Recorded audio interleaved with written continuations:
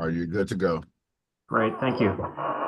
Good morning, everyone. This is a meeting of the city's Capital Committee. Today is Thursday, February 1st, 2024.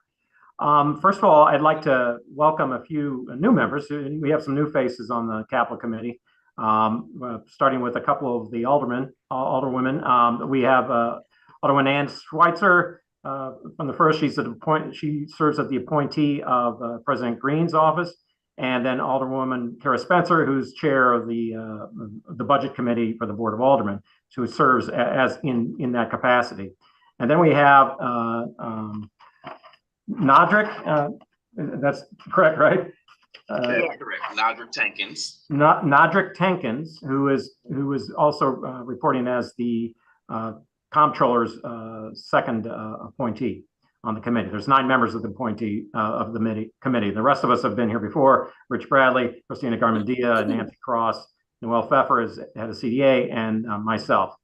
We also have joining us, not a member of the committee, but he's essential to evaluating some of our fleet issues, is Chris Amos from Department of Equipment Services, and reports to Rich Bradley.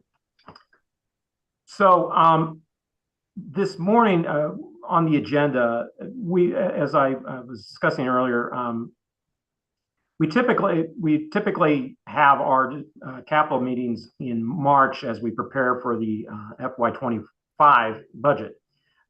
Last year, we also had a supplemental capital appropriation, if you recall, of about $24 million, because that was the amount that we had as half of the prior year operating surplus. And if you remember, we did a supplemental that was back in last January.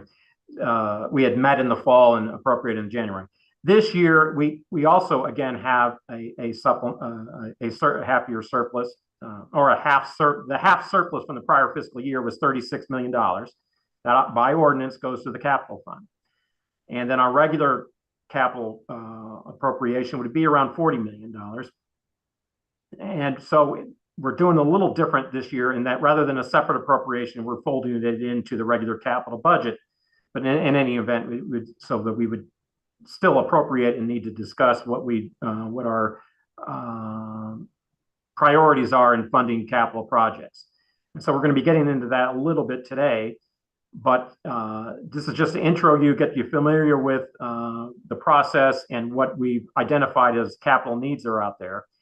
And subsequent to this meeting, we're going to have a series of meetings with the citizen advisory committees that comprised of appointees from the Board of E&A as well as members of the Board of Aldermen to give us their input from a citizen's point of view on some of the needs that they see from a capital standpoint.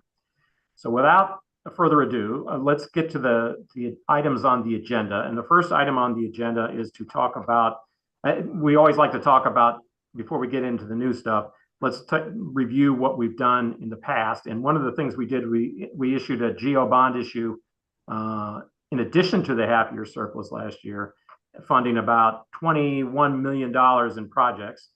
And what I'm going to do is I'm going to bring up on my screen that exhibit. If I can find out where the share is. Oh, there it is.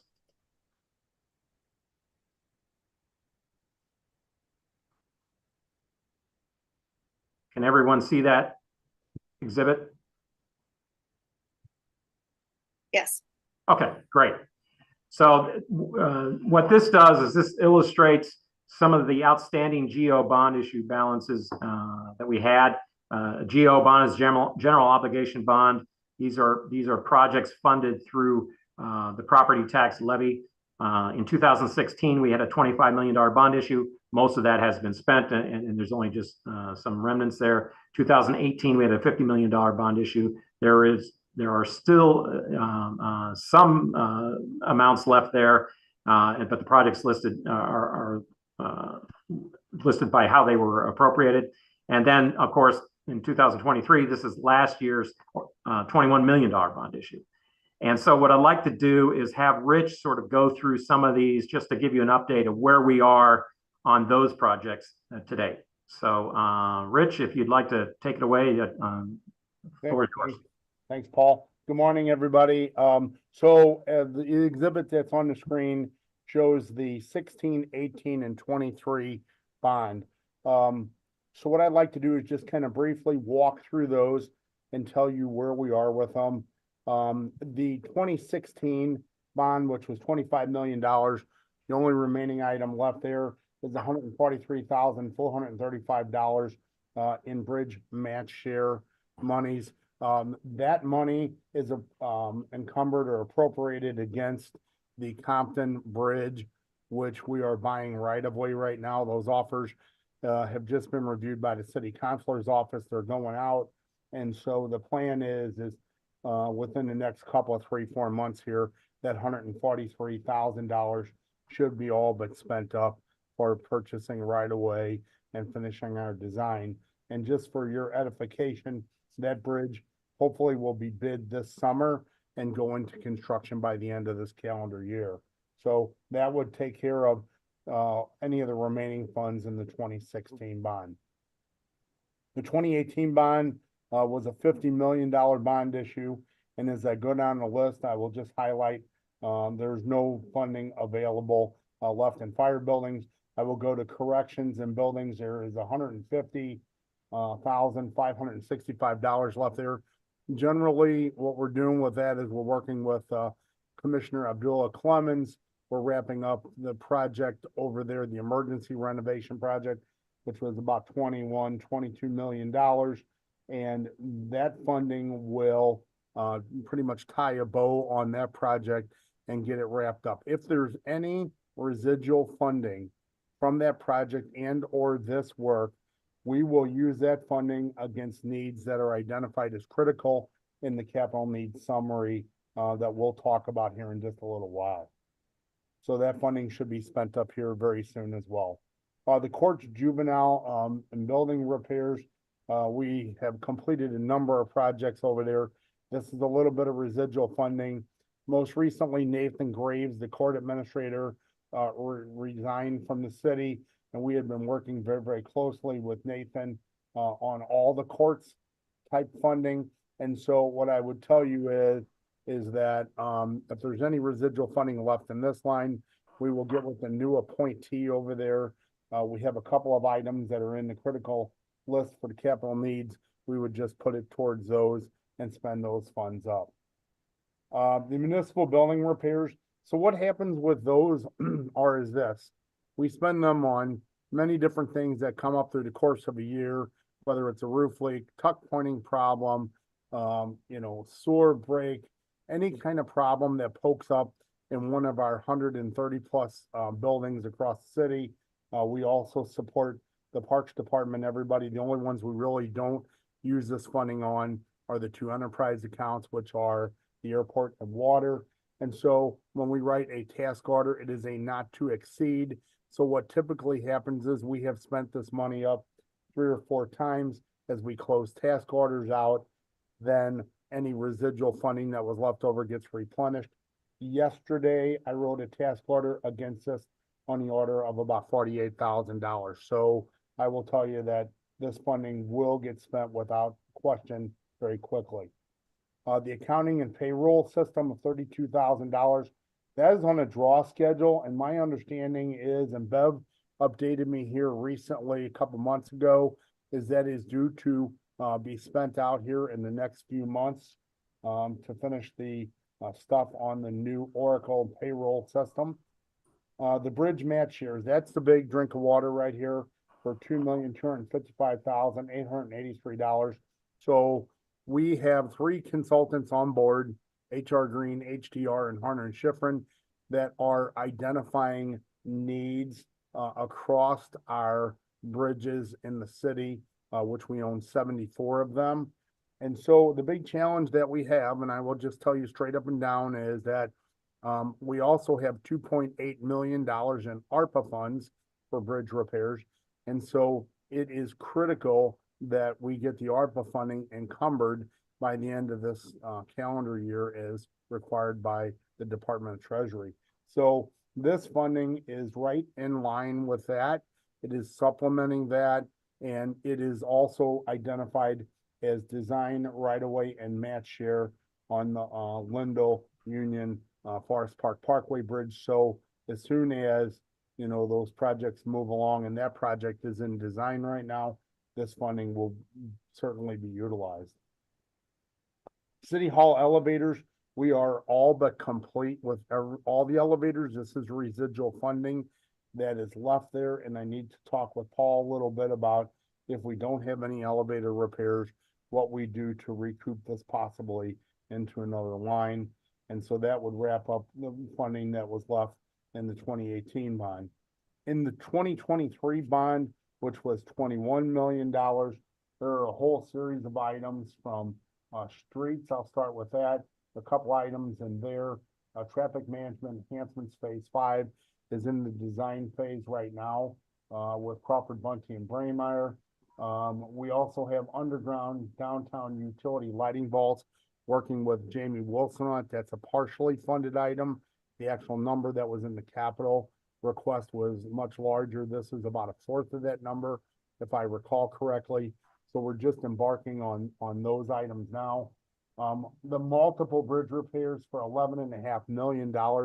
Again, we have consultants and we are assigning these things out to get inspection, review, and design work completed before we can move to construction. Under parks, there was $1 million for pool renovations. And just to remind everyone, there was also $1 million that was allocated in Board Bill 184. And so the two pools that are being worked on are actually, there are 3 pools that are being worked on at the moment are 12th and Park, Wool, and Fairgrounds pool, which is outdoors. So my staff facilities is working with Kim Hagley on those and identifying projects and writing task orders and so forth. We get to fire buildings and equipment. So the fire department repair storage garage for $750,000, basically catty corner to City Hall over on Spruce Street. We have a contractor on board. We've started the tuck pointing work. The roof work actually was held up for the winter, but is scheduled to be worked on and begin work in March. So we'll be moving along there. And then there was an item for $5 million to complete apparatus and equipment purchases for the fire department from Board Bill 184. And Chris will edify this if I don't explain it properly, but I believe all those items are currently on order. And so it's a matter of getting the items built and in and paid off. Moving down to the police department, HVAC system that serves the 7th floor radio tower is completed, and we have some residual funding in that line, which again, I will chat with Paul about and see how we go about reprogramming that to other building needs. And then other municipal buildings and equipment. Again, this is the same discussion I had before above, that we write task orders not to exceeds. And then when there is residual funding, it is replenished, and we keep spending that until there is nothing left on the table anymore. So that's a real quick summary of the GO bonds that are on the table. I'd be glad to try to answer any questions anyone has on that.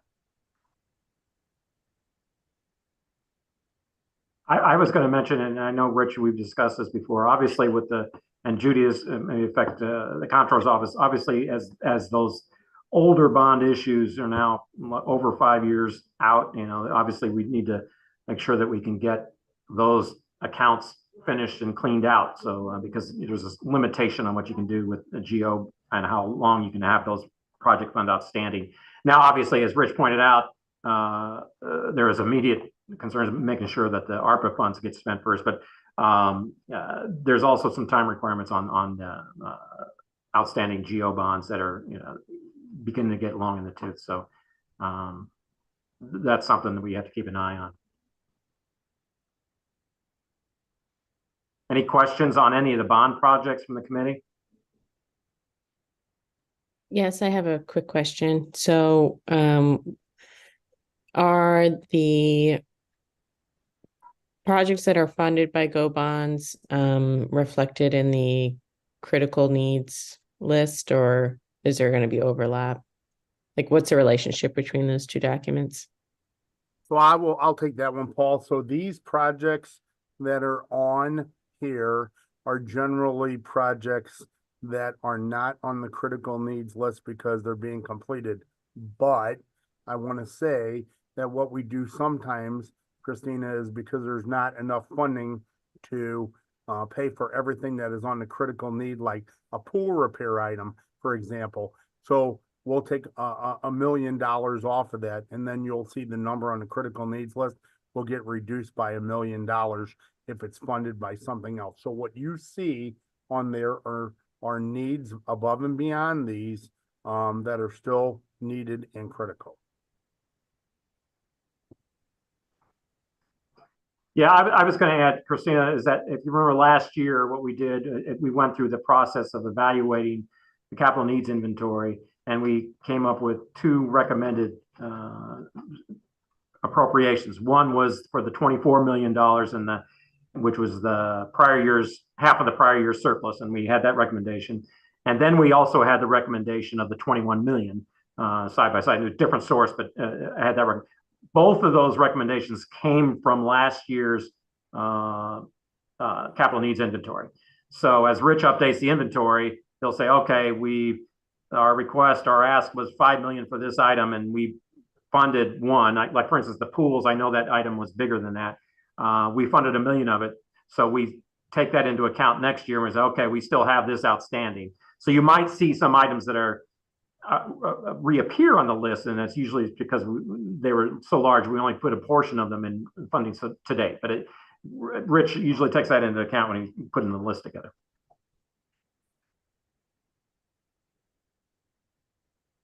All right. Any other questions on this? Great.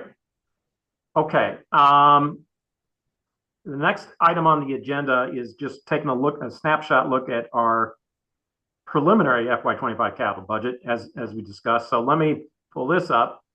And for those who haven't been around this committee before, but this is a illustration of what we're projecting, both revenues and expenditures on the capital budget. And again, this is very preliminary on FY25. You can see in the FY24 budget, we've got for comparison, we've got all the revenue sources identified and then the uses. This is the typical, the FY24 would be the typical. We've got the half-cent sales tax for capital improvements. We've got the 2 Metro Park sales taxes. We have a portion of the economic development sales tax. That's 10% of that economic development sales tax. We had beginning balances for each of those accounts. And the way this works is if the sales tax, we make an estimate for the sales tax. If it exceeds the estimate, then in the following year, we appropriate that balance, and that's why you have beginning balance. If in the year the sales tax falls short, then we'll adjust it for a negative beginning balance in the following year. And the reason for that is because when you do the appropriation, let's say you got a capital project and you appropriate something for project, and then we figure out revenues might not be there, it's hard to undo what you've obligated under a capital project. So we just adjust the following year's appropriation. And I'll get into that with the FY25 estimates as they currently stand. We also allocate funds. There's a courthouse restoration funds, which by statute are allocated towards courthouse improvements, and we use that for offsetting the existing debt service on the Carnahan Courthouse. We have gaming revenues allocated to capital. We also have a few transfers from the general fund, and then municipal garage revenue, rental revenue that pays for some of the improvements there, and then the central industrial rent.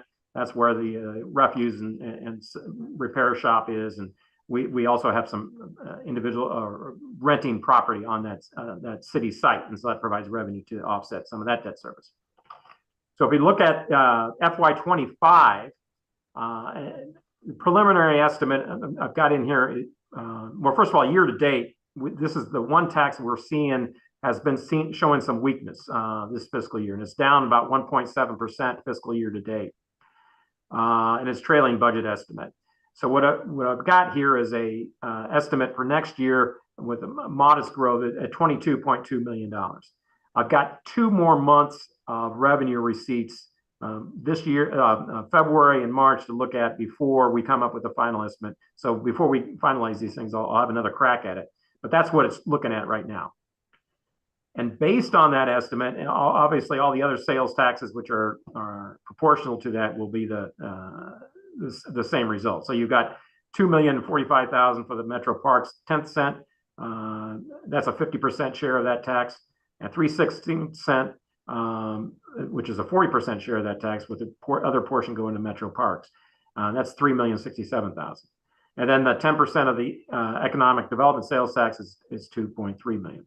Now, because sales taxes are trailing right now, this would project out to be a deficit, starting negative balance. We haven't had one of those in a few years, but that's what that would be, as you compare to what we had last year, where we had some surpluses over and above. So that's, again, just to keep the balance, just to keep each of those accounts in balance. We'd have to adjust the appropriation for next year. Let me come back to the half-year prior operating surplus. Courthouse restoration funds about $1 million. That stays flat. Gaming revenues, again, is also running about flat. We have been seeing the increase in the gas tax. Now, that is the allocation of revenues associated that we get from the state. The portion of the state gas tax is allocated to cities and counties. And as you know, this will be, I think, the 4th year of that increase, that 2.5 cent increase, which goes into effect each July, I believe. So we've been seeing that go up, and we've been allocating that to street projects because it's the gas tax itself. So that's that. We do expect it wasn't. Well, you had a projection of about 4.8. I don't think we're going to hit that 4.8 this year entirely. But so next year we're projecting, based on that would be $6 million, incorporating the next the 2.5% increase. Right now, we're holding the same transfer request or the general fund transfer requests as last year. Depending on where the general fund budget ends, that may be impacted. And then the rental revenue that we talked about on garage and central industrial right would be the same. Now, most of, other than the half-year prior year operating surplus, most of these revenues are allocated by ordinance to specific things, and that's what you see below. So, for instance, of the capital improvement sales tax, 20% of that is issued to citywide accounts. 50% is issued to the ward improvements, as you're aware.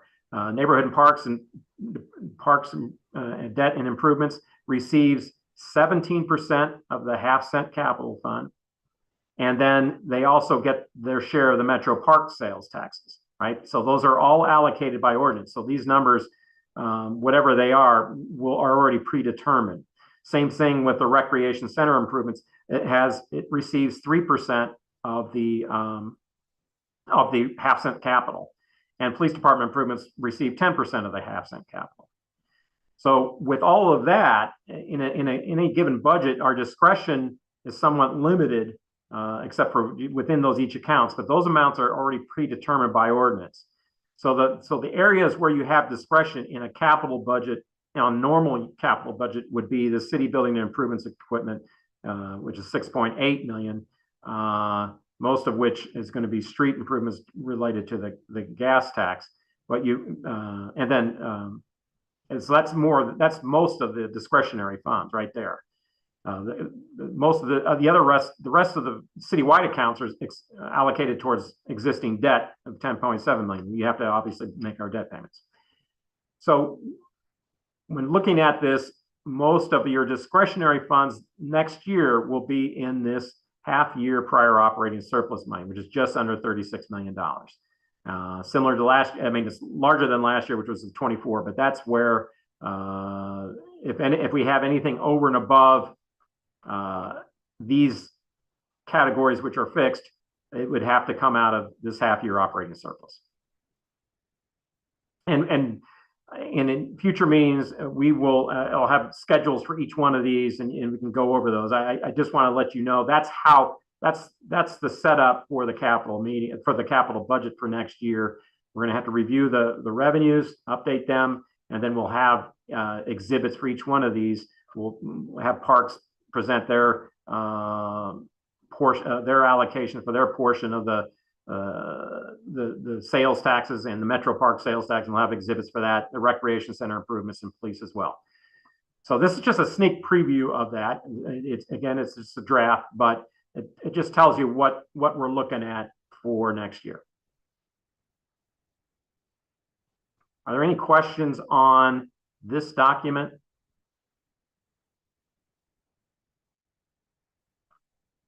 Okay, great. So that brings us to the capital needs inventory. Now, each year, as I mentioned, through Rich's work and through requests from the various departments, we get an assessment of what all the citywide capital needs are. And then Rich's group goes through and tries to put some priority lists on, prioritization on it in the list in the order of critical, needed, and desirable. And you can see the definitions there. Critical meaning it's if we have the money, that's something we need to do today. And needed is that there's a big long list of items there. It may not be as critical, but it's definitely needed. Then obviously there's ideas out there that are desirable but not as critical as needed. So and you can see these numbers, even though we've had the good fortune of having some surplus capital revenues in recent years, these numbers continue to go up each year. We've got 167.1 million in critical needs, about $198 million identified as needed needs, and then 250.9 million in desirable needs. And we've got them broken out into various categories: streets, bridges, parks, fire department, police department, corrections and other public safety buildings, other municipal buildings and equipment, and then city vehicles. So we sort of go through those on a category basis, and when we hear from departments, we sort of look at it in those categories. So without further ado, I will give it over to Rich, and if you want to take it over and just sort of go through a summary of what you've identified as critical needs. Great, Paul. Thank you. So Paul really highlighted the summary sheet. And so really what I would just ask you to concentrate on is the fact that my staff, myself, and the department directors and commissioners from these departments have talked about these items. Naturally, when people turn these items in, most of them are critical, and we really have to get down to the fact of, what is an essential item today that you really need. So what I would ask you to concentrate on is the red items. That's what I'm going to concentrate on here today. With $36 million on the table and $167 million in need, it is going to take a lot of thought to get that list from the big number down to the small number at this moment. So let's talk first about Exhibit A, which is streets. If you go to that one, Paul. Okay.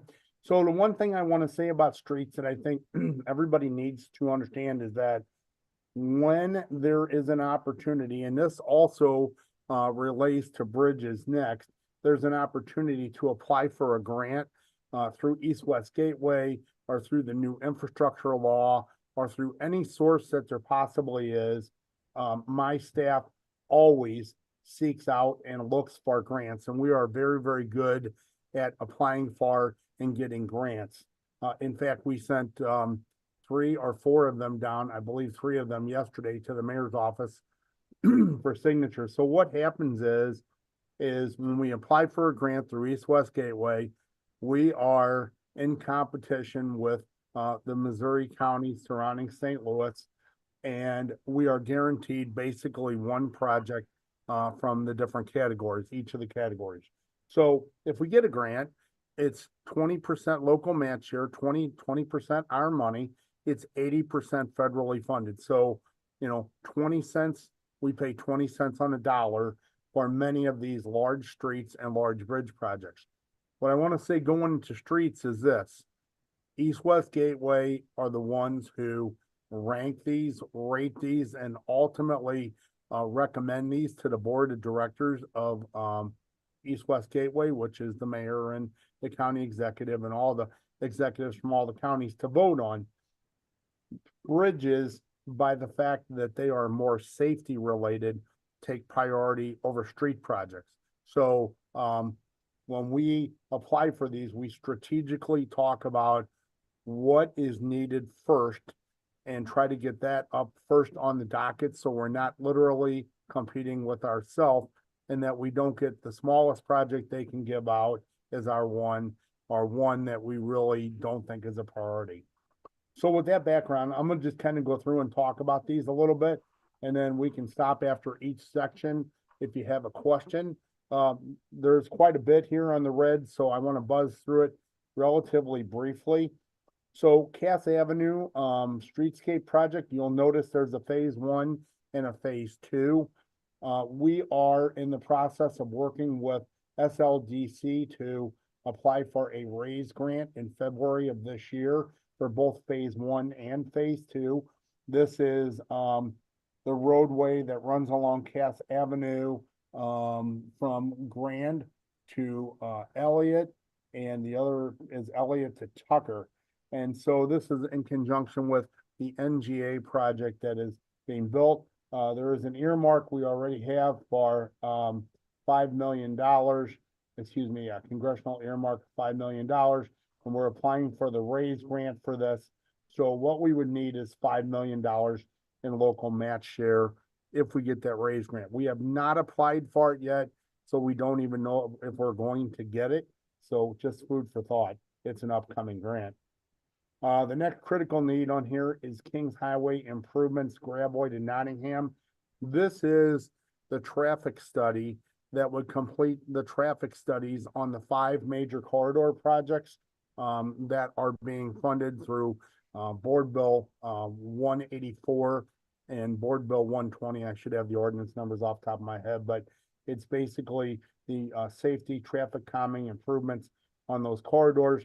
This particular traffic study was originally completed by Carol Howard, and because of not enough funding to do it, this one was left off the list. So this would be a critical need to incorporate that work now while we're ready to begin those projects and complete Kings Highway. The ADA transition plan, this is something we've been working on for a few years here. We completed the actual study, the self-guidance study, which is required by ADA law and United States Department of Justice. Work with David Newberger on that. And so what this funding is for is to continue to implement accessibility to programs within the city of St. Louis. River to Pear Boulevard, that is a grant that we just sent down to the mayor's office yesterday. We're applying for it. That one is due on February the 8th. So we don't know if we will get that grant yet, but basically what that project is Graboids to Lansdowne, and anybody who's ever driven that stretch of roadway knows it has been an issue for many, many years, and it would be redoing that roadway with the proper street lane width, proper curbs, proper guard railing to keep people from going in the river, lighting, drainage, all the things that would make a proper roadway function. And we skip to the next page, which is items 12 on down. The next critical item on here is arterial street paving. There's $10 million penciled on that one. What I will say about that is it is a place marker. I think everyone here would agree that we could pave and spend a lot of funding.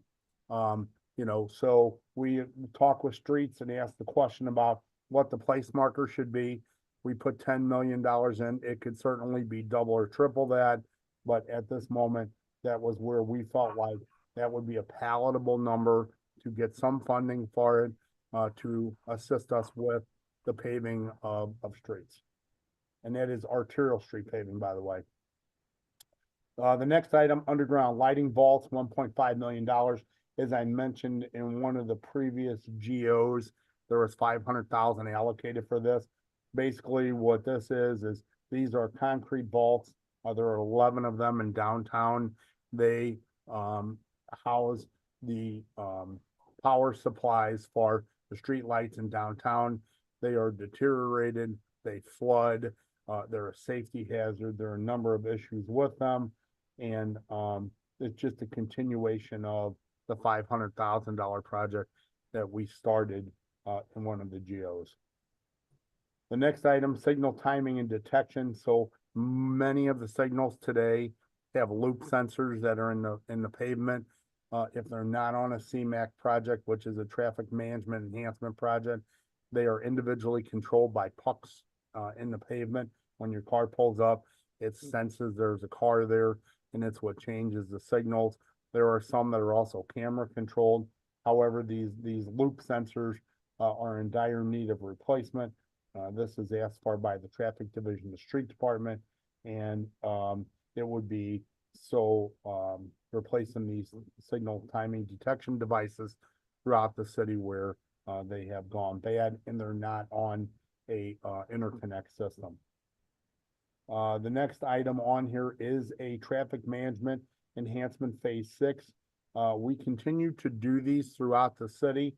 Just in a nutshell, this is a grant project, and what it does is it ties signals in a corridor together with fiber, and it also does signal upgrades such as ADA signals with push buttons and so forth, so that you don't have the need for loop detectors.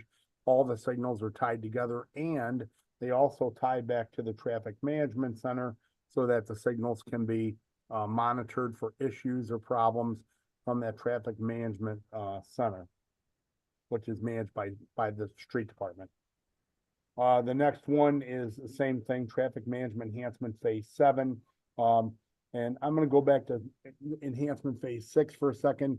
We do have a grant already in place for phase 6. And so that'll be something that, we need to consider the local match share for that one, so we can actually fund the design and get it moving along.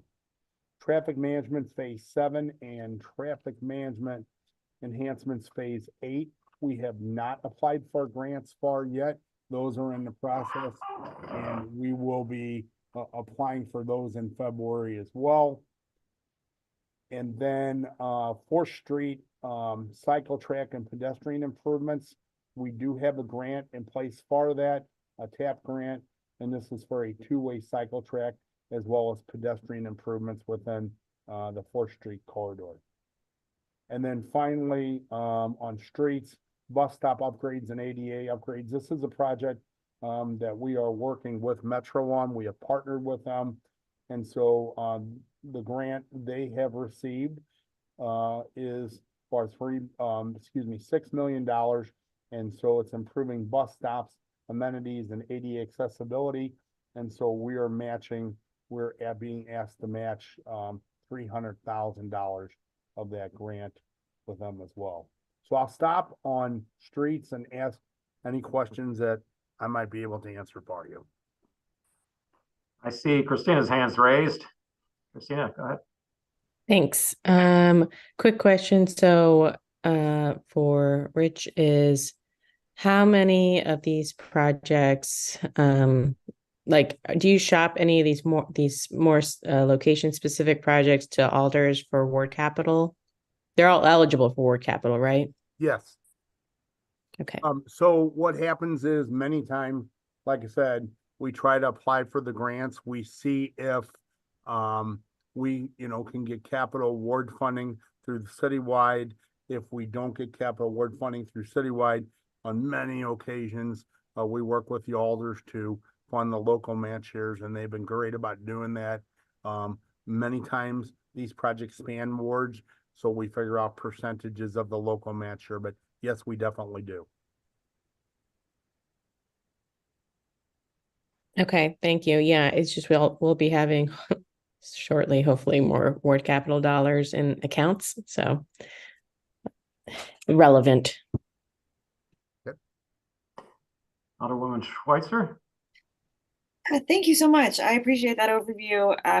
So you mentioned the Gravoid and Nottingham study for Kings Highway. So that one is for for when American Rescue Plan Act funds are spent as well, just to finish the plan. Is that what you'd said? Yes, it would be to, in those 5 corridors of ARPA funding that we're currently doing, and you and I have actually talked about this, that the actual traffic enhancement study work that was completed under Carol Howard was not included in the funding of Board Bill 120. And so this item would complete that on that corridor. Okay, good. You knew what I was getting to, so I'm like, so the Nottingham to the end of Gravois, or not the end of Gravois, the end of Kings Highway, that study that was done by wards, I guess old wards 11, 12, and 13, 12, 13, and 14 will be included in traffic calming is planning on happening for the ARPA funds. That's why it's critical. We still have to determine whether it's going to fit into this window of $36 million. It is part of the critical needs that I highlighted for streets up front, which were their critical needs are $30 million by themselves. So it'll be a conversation point as, you know, whether it gets included or not. But yes, it is definitely a critical item. Sure, I had meant that I was just confirming that the studies that have already been done along Kings Highway Yes. are being integrated into the American Rescue Plan Act funds. This is just the one piece that hasn't been done. That's correct. Okay, so all of the studies, including the other one that Alderman Howard and Alderman Murphy and I guess who else was involved in that? That one will be part of it, the American Rescue Plan Act funds. Right. Everything up to these limits is included in what we have. This completes the studies being added into that particular arterial on Kings Highway. Right. Okay, and then the Gravois to Lansdowne River to Pear. I know there's ongoing studies for the section of Lansdowne to the county line on so that River to Pear and Carondelet, and that I had thought that that was all moving at one time, but you think that there might be that you would list as something to achieve possibly with this capital committee, that section of River to Pear that's Gravois to Lansdowne. Right. And again, we are just applying for a grant now, but we are only looking at the River to Pear corridor. We're not anything on Lansdowne itself, simply because of, you know, all the concerns that have been brought up over the years about River to Pear, the high number of crashes where vehicles go into the river, things along those lines, are drainage, all the other issues associated with that. I was referring to River to Pear still, but River to Pear from Lansdowne to basically the county line. So there's a or I guess the river. There's the casino, I guess. There's the section of Carondelet that meets up with River to Pear that has had studies as well. And it has ongoing studies. So I was just wondering if all of that was going to be applied for at once, or if you were doing the Lansdowne to Gravois and not the Lansdowne to the casino portion, which I know is in BPS right now for the Carondelet portion. Right. This is only the section that is highlighted here, Lansdowne to Gravois. Okay. We would do the other portion, and this traffic study is actually completed. Right. And we would do the other portion under a separate grant. Okay. Okay. Those are my questions for this section. Thank you. I was trying to share the map. I circulated the map of the project, the projects that we were discussing today. I don't know. Can you see it on my screen now, or no? Yes, it's just small. Okay. Well, let's. There we go. Okay. All right. Well, you should have hard copies of that, so I won't labor that. But okay. Hey, Rich, I got a couple questions. On the ADA transition plan invitation, that's $2 million. Is that related to the other street projects, or are these independent of those other street projects? They're independent because it could be on a street, it could be in a park, it could be for a school, it's all independent. Okay, very good. That list by the ADA transition plan, once the funding would come up, Commissioner Newberger would work with my staff appointee to determine what are the next set of priorities on the ADA self-evaluation that would get funded with whatever funding this committee would make available. Okay, great. And then the bus stop upgrades. Now, of course, the bus stop would be by state's responsibility. You're talking about the infrastructure around the bus stops, is that? Right. It's the infrastructure that is around the bus stop, but it is in our public right of way. Okay, And also this plays into ADA accessibility and pedestrian access to complete streets. So that's why we were asked to partner with them, and that's why we applied for the grant with them. okay, great, thanks. Are there any other questions on the streets category? Okay, next section, this is sort of only has one item on it. Go ahead, Rich, this is bridges. Very quickly on bridges, there's only one critical need, and I'm gonna ask you just to put this on hold in your mind, just so you know what this is. This is the eastern vehicle approach that is remaining from the old MacArthur Bridge. It is in East St. Louis. It is non-functional. It is a structure that just sits there abandoned. And so, you know, to take it down would be about $3 million. Currently, we are working with the city of East St. Louis on this. And with a little bit of luck, they will take this structure from us and it will be donated to them. And the right of way and all the improvements and the land beneath and all the issues that are encompassing of that structure, and they could take it down and they could develop that area and it would no longer belong to us. The structure has been there for, you know, well over 100 years. And in the early 90s, when the city traded the MacArthur Bridge to the Terminal Railroad for the Eads Bridge, we were left with just that portion of it. So it's something we're working on. It is a critical need, but at this moment, I believe we have another means to remove it and get it off our books. So I would ask that you just keep it in the back of your mind. Okay. You want to jump to C, Parks Recreation? Any questions on the bridges? Okay. Paul, I just go have a ahead. quick question on that. That is the removal of the east vehicle approach to the MacArthur Bridge? Is it the whole? Just a section. It's a very small section. It's from Route 3 down to Big Piggy Avenue. It's On the east side? on the Okay, Illinois side in East St. Louis, and we own the structure and we own the right of way, and we have for 100 years. oh, interesting, but the rest of the bridge will remain? Right, because what happened is the Terminal Railroad took the bridge from us. They Mhm. removed the entire vehicle deck on the actual bridge. They Right, removed the approach on the Missouri side. This is the only piece that is remaining of the vehicle deck approach in Illinois. Rich, sorry, when did they take ownership of that? It was in early 90s, late 80s, early 90s.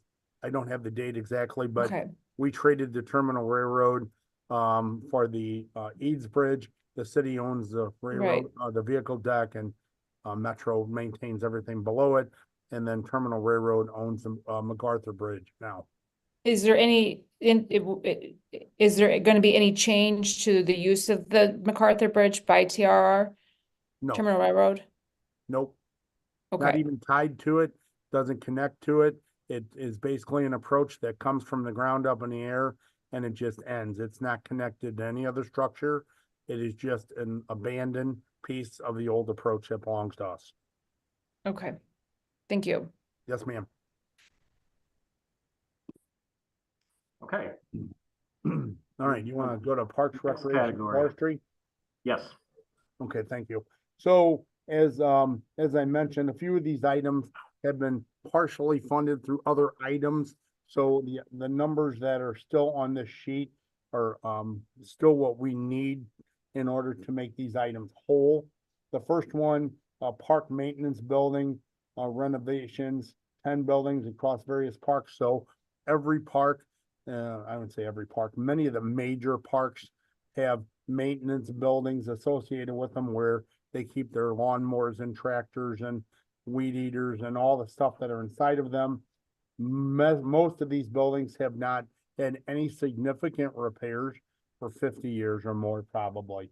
And so the Parks Director and the Commissioner have given presentations on this. Their staffs are using facilities where, you know, they're boarded up windows.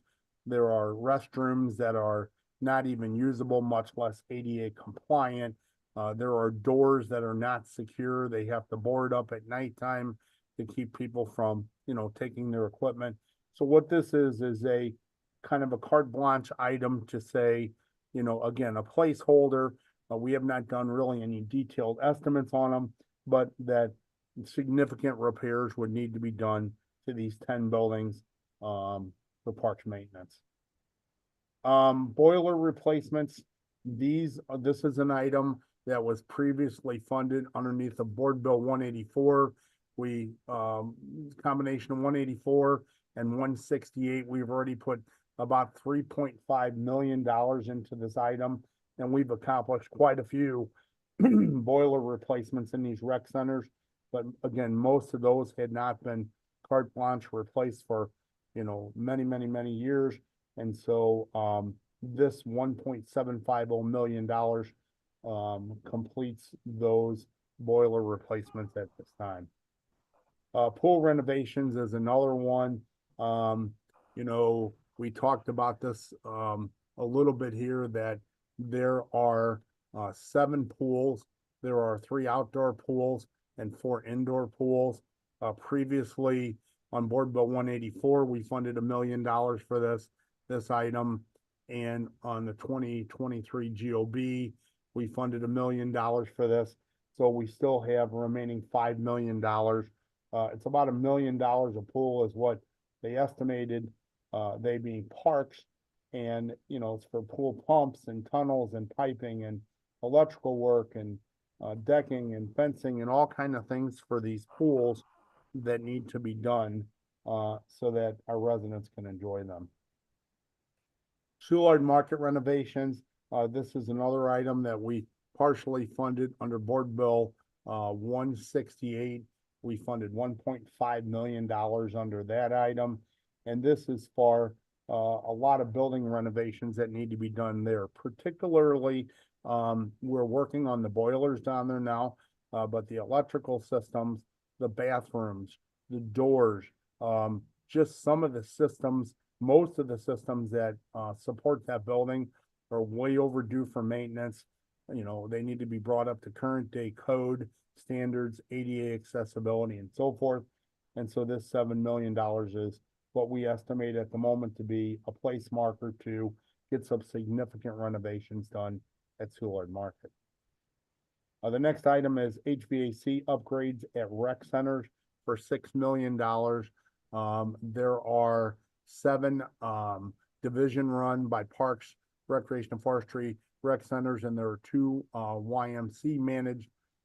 These are mostly the 7 division managed buildings, and basically above and beyond the boiler work that we're talking about, there are a number of other HVAC systems, whether they're air conditioning of offices, whether they're, you know, fan units that just vent the heat out of in the summer out of the gymnasiums or so forth.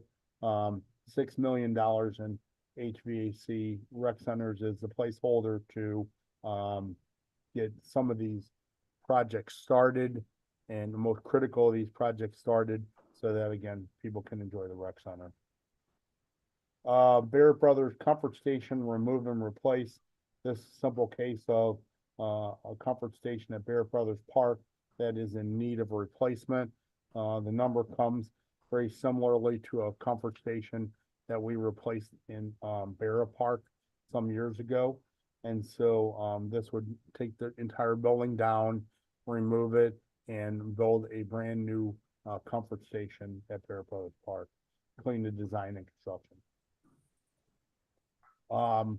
Same thing with Clifton Heights Comfort Station. This is a roof and roof deck replacement. This has not been completed for many years, and the roof is leaking over there, and a lot of issues with the deck because the roof's leaking. So it would take the entire roof off, look at the structure, and rebuild the roof new. The next item is O'Fallon Park YMCA parking lot repairs. This is, in my mind, this is an asphalt maintenance type project.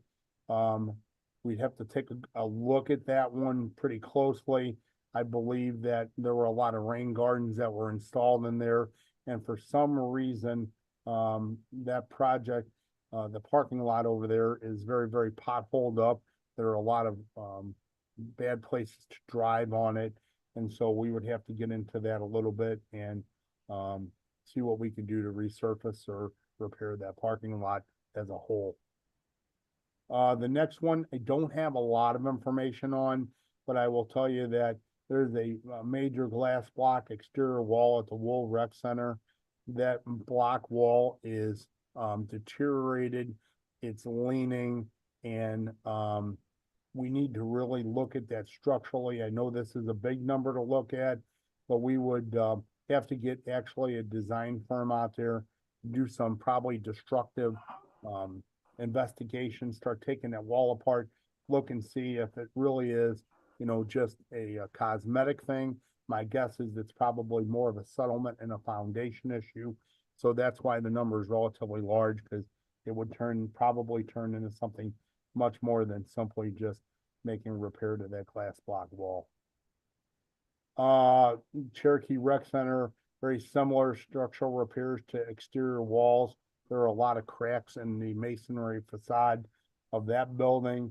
And so rather than, you know, just tuck point or caulk or patch, we'd like to get in there and bring a design engineer and consultant and look at that and see what's actually causing the problem. Of course, there's a lot of settlement in the Benton Park area because of the caves and so forth, karst topography. So we'd really like to take a good look at what it would take to solve the problem for the long term. And then O'Fallon Park and Cronolette YMCA repairs. You know, those buildings are going on about 10 years old now. And so there are a lot of maintenance issues that are starting to pop up there with all the systems in the building. So this was a place marker that Parks put in here to go to those two rec centers and look at them and figure out what all the needs are after about a 10-year use and get those back in order again. Do you want to stop there, Paul, for a second before I go to Tower Grove Park or Forestry, or do you want me to finish C up first? Why don't you go ahead and finish Parks category, and then we'll just discuss the question. So the next item on the list is forestry hazardous tree removal for $1.1 million. So this is an item that was turned in from the forestry division of Parks, and this is street tree removal, which that program has been going on for a number of years, and actually the Capital Committee has funded that. Security cameras at 1415 North 13th Street. That is security cameras at the forestry office, Mangledorf Seed Building down on 14th Street. Recently, we've had a lot of issues with catalytic converters and equipment being stolen from there. And so forestry asked if they could get some cameras, and we would hopefully tie those cameras into the real-time crime center so that we could keep an eye on what's going on there. And then the ash tree removal, this is an item that has typically not popped up on capital. This is typically something that Parks, I believe, has put in their budget in the past. Nancy could probably speak to that better than I am, but the Parks Department asked to include that. And I'm assuming that that is in addition to, well, I've been told it's in addition to the hazardous tree removal, because this is the ash tree removal. Trees had to come down for the emerald ash borer, as opposed to just trees that are dead of all varieties. So I'll stop there and see if I can answer any questions you might have. Yeah, Rich, I might jump in there on the ash tree removal. That sounds like we have been appropriating about $500,000 a year in our regular capital budget each year, specifically for ash tree removal. And I think that's what that item sounds like. So it's been programmed in our regular capital budget for a number of years now, and I expect that to continue. Alderwoman Spencer, you have your hand there raised. Yeah, thank you, Paul. These expenditures, Rich, are these necessary items that we're just going through. Some of them have been funded. So for example, we were talking about the Soulard market, $7 million of critical needs, some of which were funded, some of which are not. Do you have that? Yeah, we funded about 3.474 million, 1.9 under Board Bill 184 and 1.5 under Board Bill 168. This Okay. $7 million, this $5 million that is remaining, is what's still needed. So what had been funded is some boiler replacements. There've been some electrical upgrades, the doors that were down there that got ran through and replaced. We upgraded those to ADA accessible items. Mhm. I don't have the whole list in front of me, what we've worked on at Soulard, but I could get it from staff and parks. So, but in general, I don't say, I see 7 million, I don't see a 5 million, the 5 million you're talking about. I just see $7 million of critical needs. Let me see. So- So what's on here is 7 million, that's correct. So I'm sorry, maybe I misspoke. It's 7 million in critical needs on top of what we've done already. Okay, You so are in correct. general, I don't want to just focus on those, but like in general, all of those critical needs are what is needed above and beyond what we've already funded for each of these park improvements? Yes, correct. Okay. It would be helpful, I think, to understand what we've already funded for some of these projects and, you know, what is needed, how many of these projects have funding set aside, where those funds are coming from, et cetera. Because that's not clear in in looking at this document. Okay. Yeah, I think that's a good idea. I was trying to pull up quickly the exhibits from the previous two ordinances, but yeah, putting them side by side. Basically, the Soulard Market renovations is a number that is net what has already been appropriated for that project, and there was a whole big presentation on that last year. But yeah, you're right. We can pull those up and just for informational purposes, put up what has been funded over the last couple of years. Right. I mean, if there's even just another column here that said, you know, total need, what's already been funded, if it came from ward capital, if it came, where these additional Right. funds have come from. Right. Okay, thanks.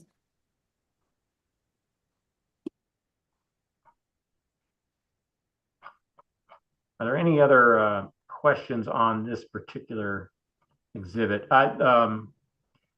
Yeah, the tree removal that we've been doing only when we had those additional capital funds. So that's when we were talking about that. And I did want to point out on the security cameras that item, although we typically call a capital item 50,000 or more as a capital, I'm thinking if that's really needed, we could probably get that through the operating budget. We might have to look at that.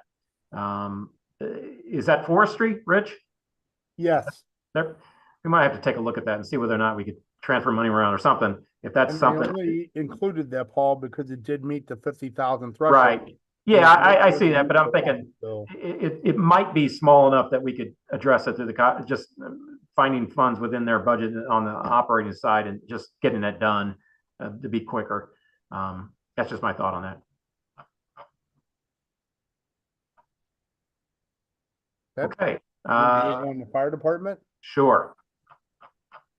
Okay, so fire department, we'll go through the critical needs there, and this will be houses and vehicles.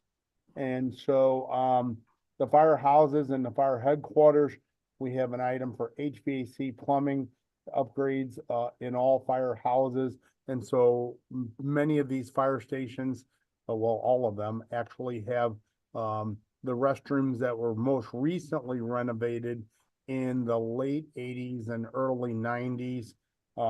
So most of them are very dysfunctional today. They're heavily used. These are 365 day a year, 24-hour-a-day buildings that people are using these. So many of these restrooms are in need of being redone. Same thing goes with the HVAC units, the rooftops units, the heaters. the things in those buildings all need to really be looked at in the 30 fire stations and say, you know, which ones are beyond their useful life, which many of them are, and see what we need to do to start replacing them. It is really hard in a building that is occupied 24 hours a day, 365 days a year, to wait until something fails in order to address it, because then it becomes a major issue of how do we get temporary heat, temporary cool, or whatever in those cases. That happened early in my presidency back in 2009, 2010, and I will say that it makes for a very lot of unhappy people. And so I would prefer that, you know, we're ahead of that curve. We're looking at these things and replacing them before they fail as opposed to waiting. And also, I will also say this, that many of the parts for many of the HVAC equipment pieces, once they start getting beyond 20 years, it's very, very difficult. In many cases, my staff actually manufactures parts in-house just to keep some of our units running that we can't afford to replace. Firehouse replaced carpet with vinyl tile in 16 engine houses. Pretty simple. The living quarters in those buildings were all set up. Some of them with rolled stock carpeting. Some of them we have transferred to carpet squares over the years. The problem is that it becomes very, very dirty and unhealthy. And so the fire department has asked if we just do a heavy duty vinyl floor that the fighters can come in there and clean, sweep, and mop, and then it doesn't get stained or become dirty and smelly and possibly even moldy. So the next item is fire station driveway apron and driveways in front of all the 30 fire stations.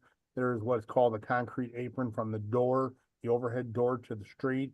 A lot of those, because the truck weight is so extremely heavy, those are cracked and settled. And so the equipment is extremely expensive. You will hear that in just a minute. And so we probably need to get in here in many of these cases and replace and or repair these driveway aprons for the fire stations. The next item was also submitted by the fire department. Again, this might be a budget item, Paul, but it met the threshold. So new mattresses in all the firehouses for $200,000. I can't really give you much detail on that, except that the fire department has noted that the mattresses are pretty beat up and tattered, and same thing as the carpeting. It becomes kind of a health related issue after a while. So something they wanted on their critical needs list. We get to fire department rolling stock. We have replaced a lot of equipment over the last handful of years, and if there's particular questions about what that equipment is, you know, Chris is here to talk about that if you have any questions. What's left for this year are basically three items.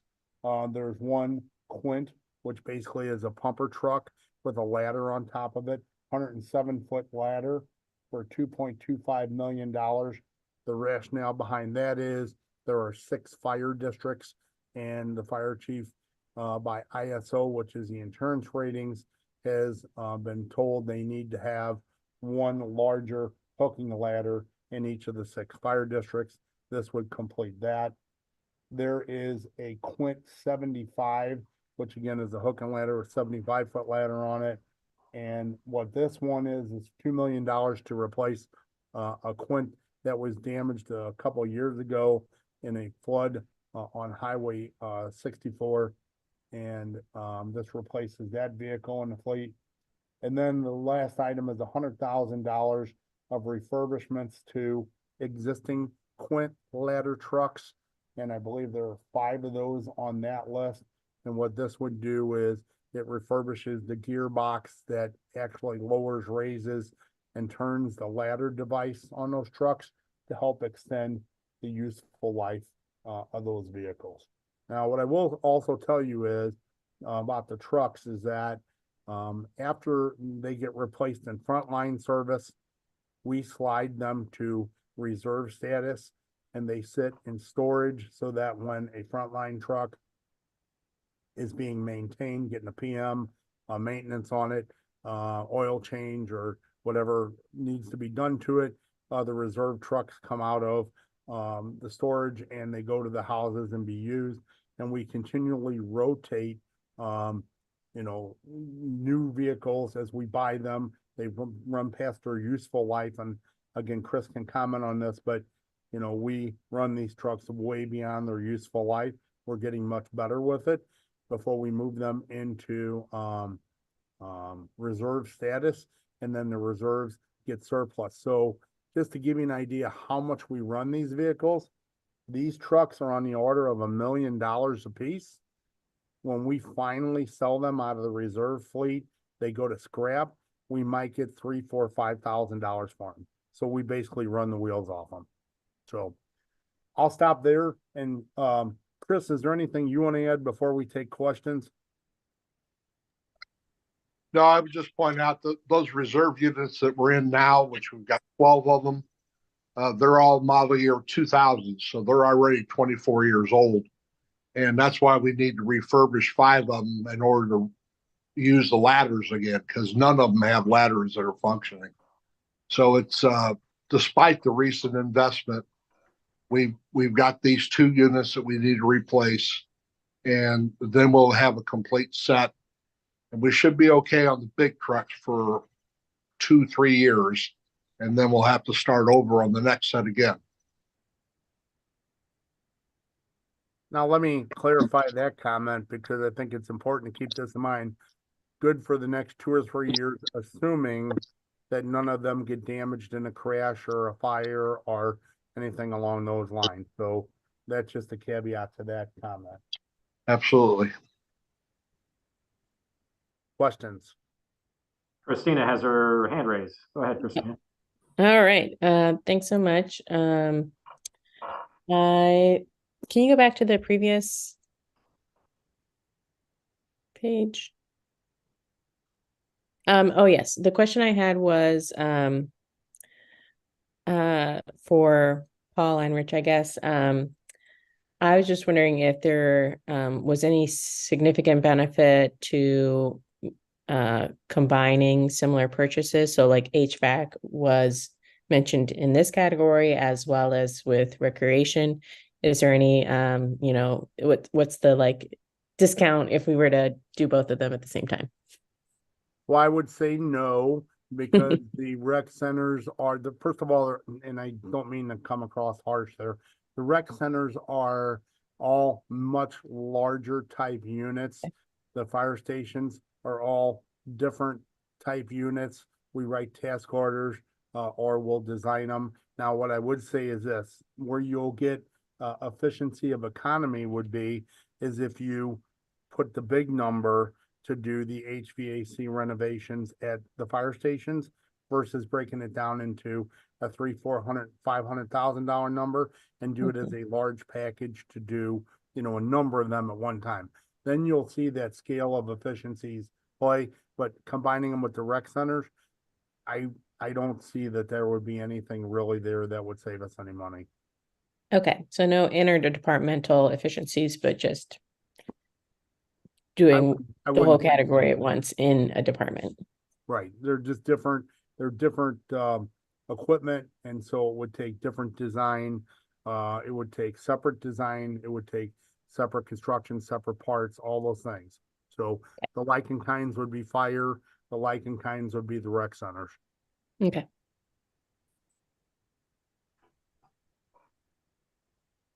Okay, anything else for fire?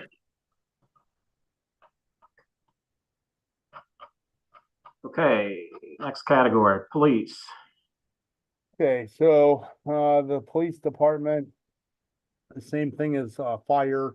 There are building needs, there are also vehicle needs. So the first one on here is ESD Fleet Services, which actually services the police vehicles, the fire ambulances and fire battalion chiefs vehicles, command vehicles.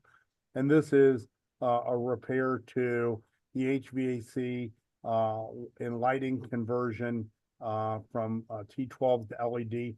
This is really an energy efficiency item because what it does is it allows us to maintain and manage the HVAC from, our, building automation type software as well as the lighting.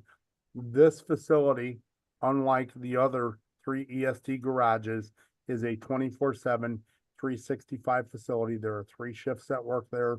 There are constantly people there. There are constantly vehicles coming and going. So we feel like a energy efficiency program would help benefit us in the long run with electric bills and management of those systems. The next item on the list is the North Patrol, Central Patrol, South Patrol substations. These are electronic door controls. These are actually within these facilities, and they are control access to different parts of the building.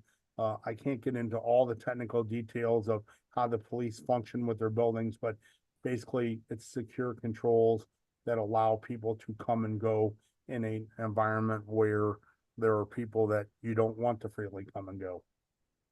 The Academy building replaced HVAC unit for the front office. We have been nursing this unit along for approximately 8-9 years now. The thing leaks water like nobody's business. It is actually really an environmental issue, needs to be replaced. And on the hottest days in the summer, I will get facilities will be over there constantly nursing this unit to keep it working. So it would be very well needed to get this unit replaced. And by the way, this unit is well over 50 years old, and getting parts for it is impossible. This is one of these units that staff has manufactured parts for just to keep it going. North Patrol, Central Patrol, and South Patrol hydronic boiler heating replacement, I think kind of speaks for itself. It's about heating these facilities. These buildings were built again in the early 90s. And so a lot of these systems are teetering on the edge of failure. These systems are beyond their useful life. So again, they're 365, 24 hours a day, 7 days a week. It would be not a good thing if in the middle of winter on the coldest day, if these type of systems fail.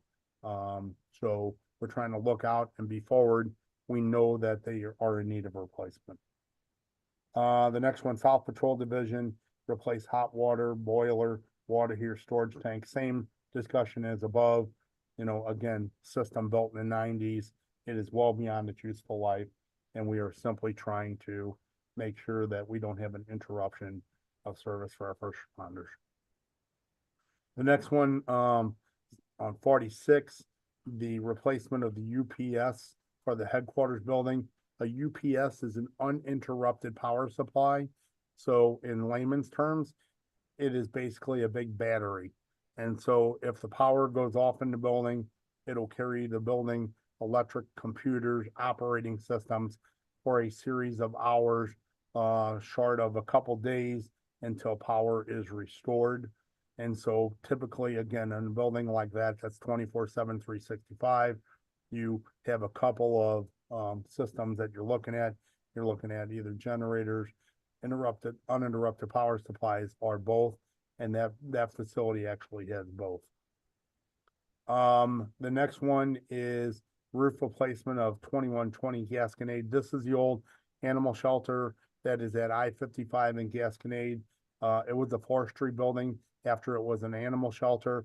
The police department have asked to take it over and use it as a training facility, as it's adjacent to their range.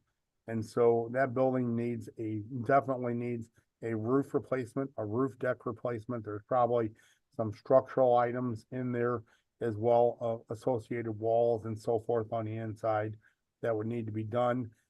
This is about the best estimate that we can put together without doing a full design from the police. So we think that we could get them in there for $110,000. The communications logging recorder, they don't have a whole lot of information on this other than it is a piece of equipment that the police communications building uses. And I'm assuming it's tied into the 911 system. I have requested some additional information, but I don't have it. So something that they felt was a critical need. Then we get to police vehicles. And so we have replaced a number of police vehicles on different funding sources. And I don't have those right in front of me here, but I believe the GOB replaced some. I believe that Board Bill 184 replaced some. They've been through a number of different sources. So what we're down to now, what the police are, is 42 detective mid-size sedans. And that is really all they need for vehicle replacement at this time. Although I will mention that there was a request for the Tahoes, the marked Tahoes for patrol. And Chris can speak to this a little bit, that, you know, we get probably on the order of a month, we probably get notified of 1, 2, 3 Tahoes that are wrecked. And I would say maybe one every couple months or so that is totaled. And Chris, you might have a little better information than on me, but just like I mentioned with fire, in an ideal world, we don't need to buy marked Tahoes at the moment. However, it depends on how many get wrecked or are totaled. You know, so at the moment, we don't need any. But Chris, you want to comment on that? Well, you're absolutely right. We end up losing about 10 a year that we can't fix, or that it would cost twice as much to fix it as if it was worth if it was running, economically total. And so what you see here, the 42 and the 45, these are the ones to supplement their general fund budget, to bring them back up to where they need to be on a replacement cycle. Those of you that were with us for the last couple of years, we had this discussion. You may recall that we had a period of almost a decade where the price of vehicles going up, but the budget wasn't allowing it to go up. And so we bought fewer and fewer and fewer vehicles. And so just to meet the current staffing levels of the police department, they need to have at least the 42 detective vehicles, in addition to what they'd be buying with their own general fund budget. And the scout vehicle, them being in yellow means that they're within 2 years of they should have been replaced already, but they're not critical because they're really only 25%, 30% over what their expected life is. And some of them will last longer because they're not used quite as often for things like traffic control and things where they're idling a lot. So this would fix the police department as a supplement to what their general fund budget's going to be. And I'm anticipating this being the last time that I have to ask the committee for this, that we should be up to snuff at that point. And if they don't add a lot of new officers, can't actually find them, then they'll have sufficient vehicles. Now, if I hire 100 police officers, then we may have to buy 50 more cars or something. But that's where we are. Thanks, Chris. So I will try to answer any questions you may have on the police department.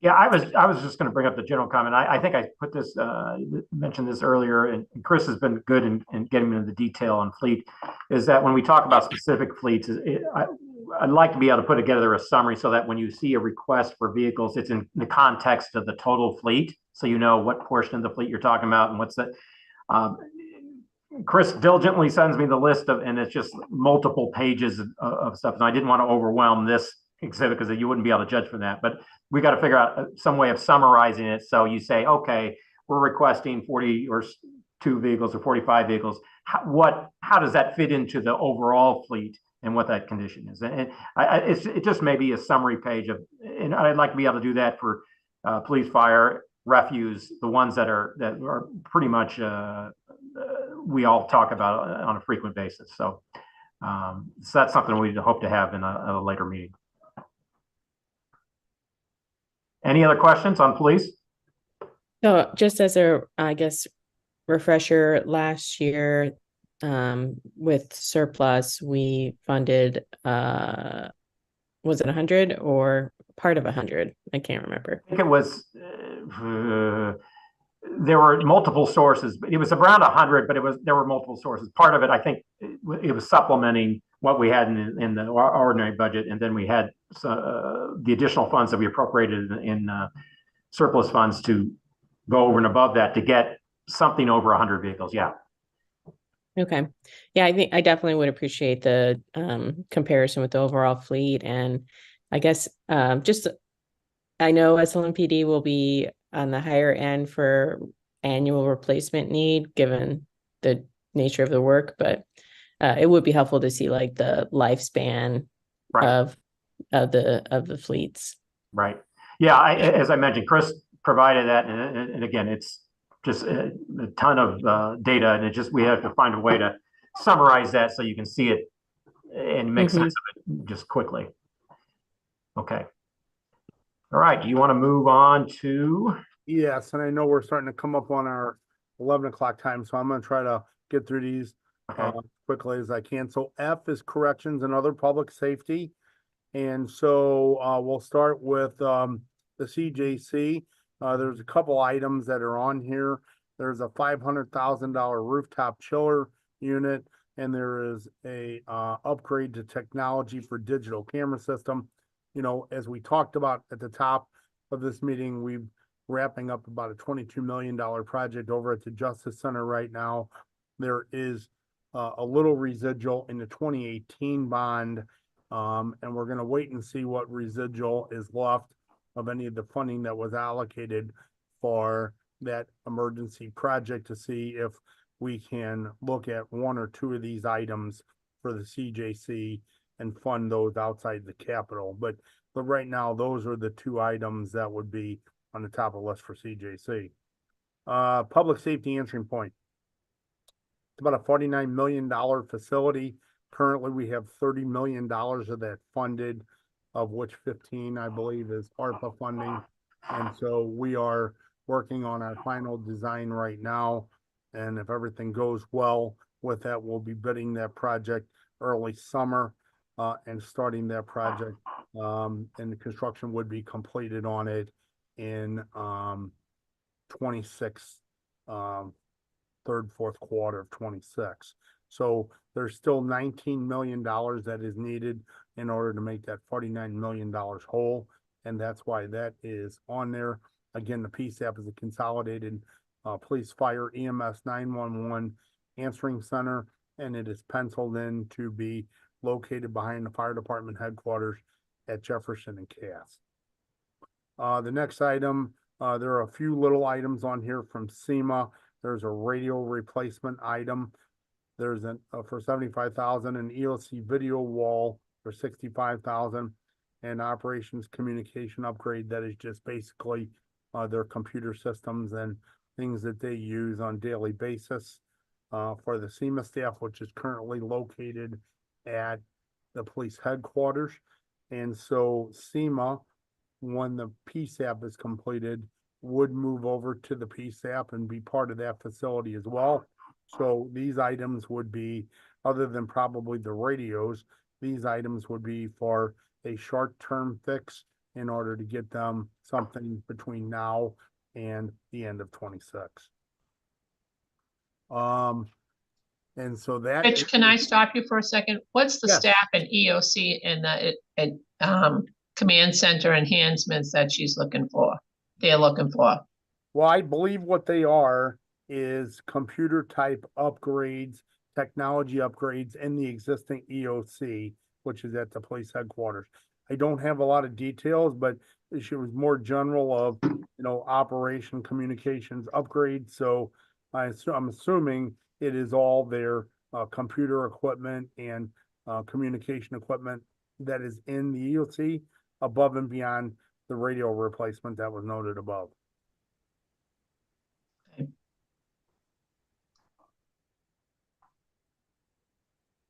Okay. So that would finish up corrections and other public safety. I'll answer any questions you might have on that. Alderwoman Spencer. Thank you, Paul. Okay, so Rich, we've had a lot of issues over at the CJC with the blocks over the years and that sort of thing. There's been a lot. Does this cover where with regards to all that, those safety concerns, where are we at? Where We're does this wrapping that put us? project up right now. That's a $22 million project I talked about. We Okay. replaced the locks throughout the entire facility, and you know, all those concerns should be resolved at this moment.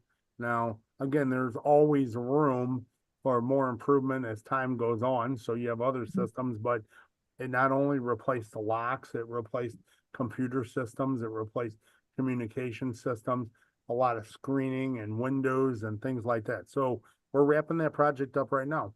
It is substantially complete. It's substantially complete. I don't know what is going on with these balloons. I really have no idea what keeps happening here. But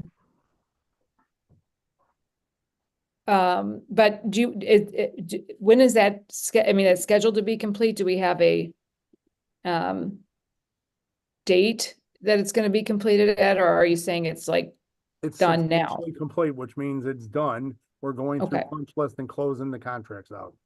Okay, I just didn't know what the term substantially complete meant, Rich, so it's No, just you're sort of fine. helpful, because we're getting, I'm certainly getting a lot of questions, I continue to get questions about it, so it's helpful to Sure. know. Okay, that's all I have on that right now, thank you. Sure. I see Noel's hands. Go ahead. Thanks. I'm not sure this is the right time to ask this or not, but I'm at a break between conference sessions, so I'll ask it. And that is something that I'm not sure I saw or was wondering where it falls within this capital needs inventory, is the capital needs of the city's fiber network. I know there are a lot of conversations happening about red light cameras and traffic safety, and also about we're exploring grafting community Wi-Fi access points onto this, but all of this relies on the fiber network itself staying stable and strong. So has there been an assessment of the fiber network's capital needs, and where does it fall within this capital needs inventory, if so? So the fiber network would be underneath two entities. It would either be under streets or it would be underneath of ITSA, because they work on that together. And so I don't have anything on this capital needs inventory that specifically talks about the fiber network. So it's not anything that they have requested at the moment. Now, you know, they do have stuff in here, and I will say this, there are network switches and things like that. But I believe that is mostly for, and that's in the next group we're going to do. I believe that is mostly for the computer systems throughout the building. I don't have anything entitled fiber network.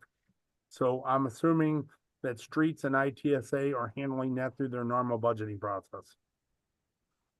I'd love to thank you, Rich, first of all. I'd like to suggest that in the same way that last year, I think we had a pretty robust discussion around rec center capital needs and got some really good information that I think I see reflected in this year's capital needs inventory as well, that perhaps we request some additional information just so that we have a full understanding, since it does seem kind of a precondition to some of the other conversations that we're having citywide. I will ask streets, traffic, and ITSA if they can give us any thoughts on fiber network needs, where it is funded from, and if there's anything that they missed that should be in this inventory. Thank you very much, Rich. Yes, sir. Nancy, I see your hand is raised. I was just going to respond to Noel saying that I believe they have found where their money's going to be coming from, and we can, if Rich is going to follow up, I think Simon is the first place that you should stop with. And some of the rec center concerns have also been addressed during this year through some contributions and donations and other ways of paying for items within the city. So we can get that to people so they know why that's not on this, because it's not seen as going to be a necessary cost at this point. And I'll just also say there are a couple things on this that I'll talk with you, Rich, offline, that I think we've identified. They're small amounts. They might be 50 or 75,000 that we've identify that people have money in their budgets now that could actually take some of these items off of the capital list, just based on where we are in this year budget-wise and what they have or have not spent. That's why I asked you about the SEMA requests too, so, okay. Perfect. Thank you. Okay. All right, we're quickly running out of time. Do we want to go to other vehicle, what's this, other buildings? So other municipal buildings are a conglomeration of a lot of things that are not covered under the other categories. So 1520 Market, City Hall West, we are in dire need of 3 600-ton chillers. The one that is there is failing. The ones that are there are failing. And in fact, I mentioned when I gave the GOB update that I authorized a 40 some odd $1 million expenditure on municipal buildings. It is trying to hold that chiller and cooling tower together for the upcoming year. And by the way, the cooling in that building failed last year, and the building had to be evacuated and people went home for a day because you can't work in 100-degree weather inside the building. So till we could get it up and working. Another one that, you know, needs to be addressed.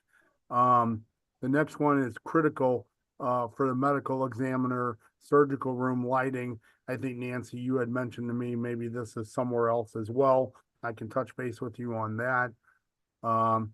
There's bathroom upgrades in City Hall. This is a continuation of projects to finish the remaining bathrooms in City Hall with upgrades, ADA accessibility, make them usable, presentable for people who come into the building. This would take care of the remaining 8 restrooms in the building that have not been upgraded on all 4 floors and the basement. Medical examiner, again, air purification unit for autopsy room. I think that more or less speaks for itself, that is a critical need. That unit is beyond its useful life, and we have serviced it multiple times trying to keep it going. This next one's the same. Replace 2 refrigeration unit evaporators and condensers for the CRIP box. I think, you know, when you're talking about the medical examiner and you understand what their mission is, and keeping things cool over there is paramount for their operation and safety. The next one is a welding equipment and ventilation item for Central Industrial Drive. This plays for our ESD staff. Our plan is to hire a full-time welder. Many of the refuse vehicles that come in that get taken out of service over there are due to welding. Today, we have a couple of welding contractors that actually work with us to keep those vehicles on the road and operational. And every day that we have over 50 vehicles on the street, I celebrate that with staff. That is a milestone in itself. So this would put the equipment in place to have an on-staff welder at that building and be able to supplement what we do contractually. We have a number of courts-related items here. And so as I mentioned, Nathan Graves resigned. So these are items that have been on the list before, with the addition of one new item below. So you have a new water service, which is original to the building.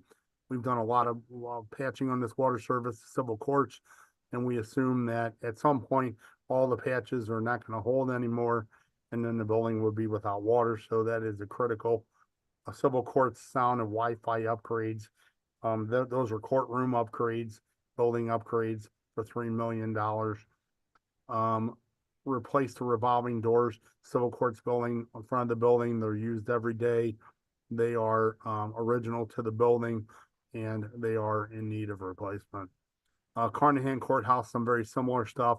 This one here, we bought this building from the feds years ago, and there's issue with the supply and waste piping throughout the building. It has failed in a lot of locations, and because of the age of the building, it was cast iron. We're replacing it with PVC. You got to tear into the walls and do it. All your restrooms, all your water sources that have to drain somewhere and vent somewhere rely on these to work. Same thing with Carnahan, revolving doors on the front of that building. Big thing with courthouses to have revolving doors. They're original to the building and they are in need of replacement. We're constantly doing work on those with the courts folks.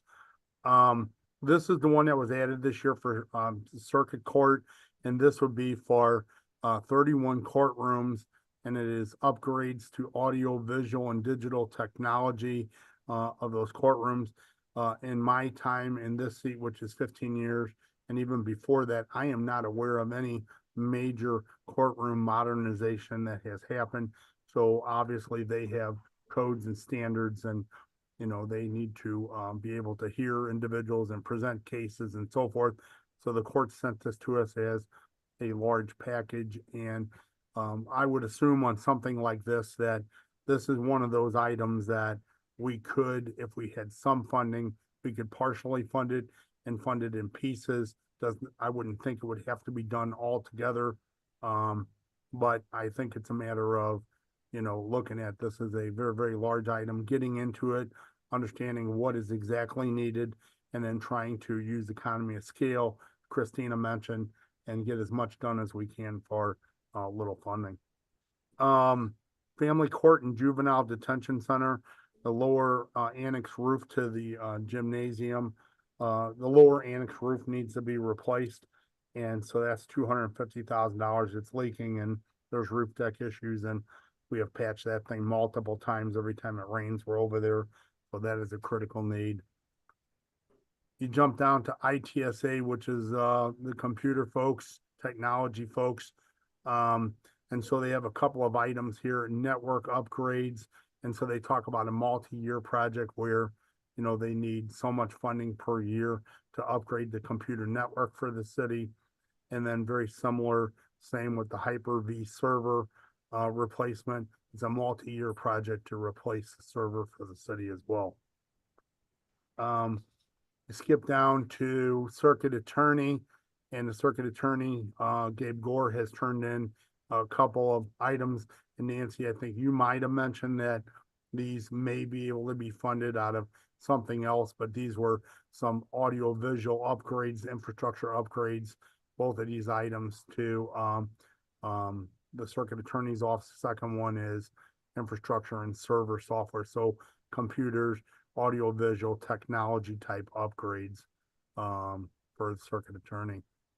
The register has been requesting this for some amount of time. She needs fireproof document storage, and I believe this is a requirement of her position by state law to have fireproof document storage space. I believe we have a space identified on the 4th floor. It's a matter of building the space out and putting these records in a fireproof type space. And then the comptroller's office had requested the funding for telecom system replacement. This is actually the second part of the first item that was funded in Board Bill 184. There was 2.5 million funded. This is an additional 2.7 million. And I know that Judy is on this committee, and Judy may be able to shed a little light on this, but my understanding is that this is for the core phone system replacement in the downtown city buildings.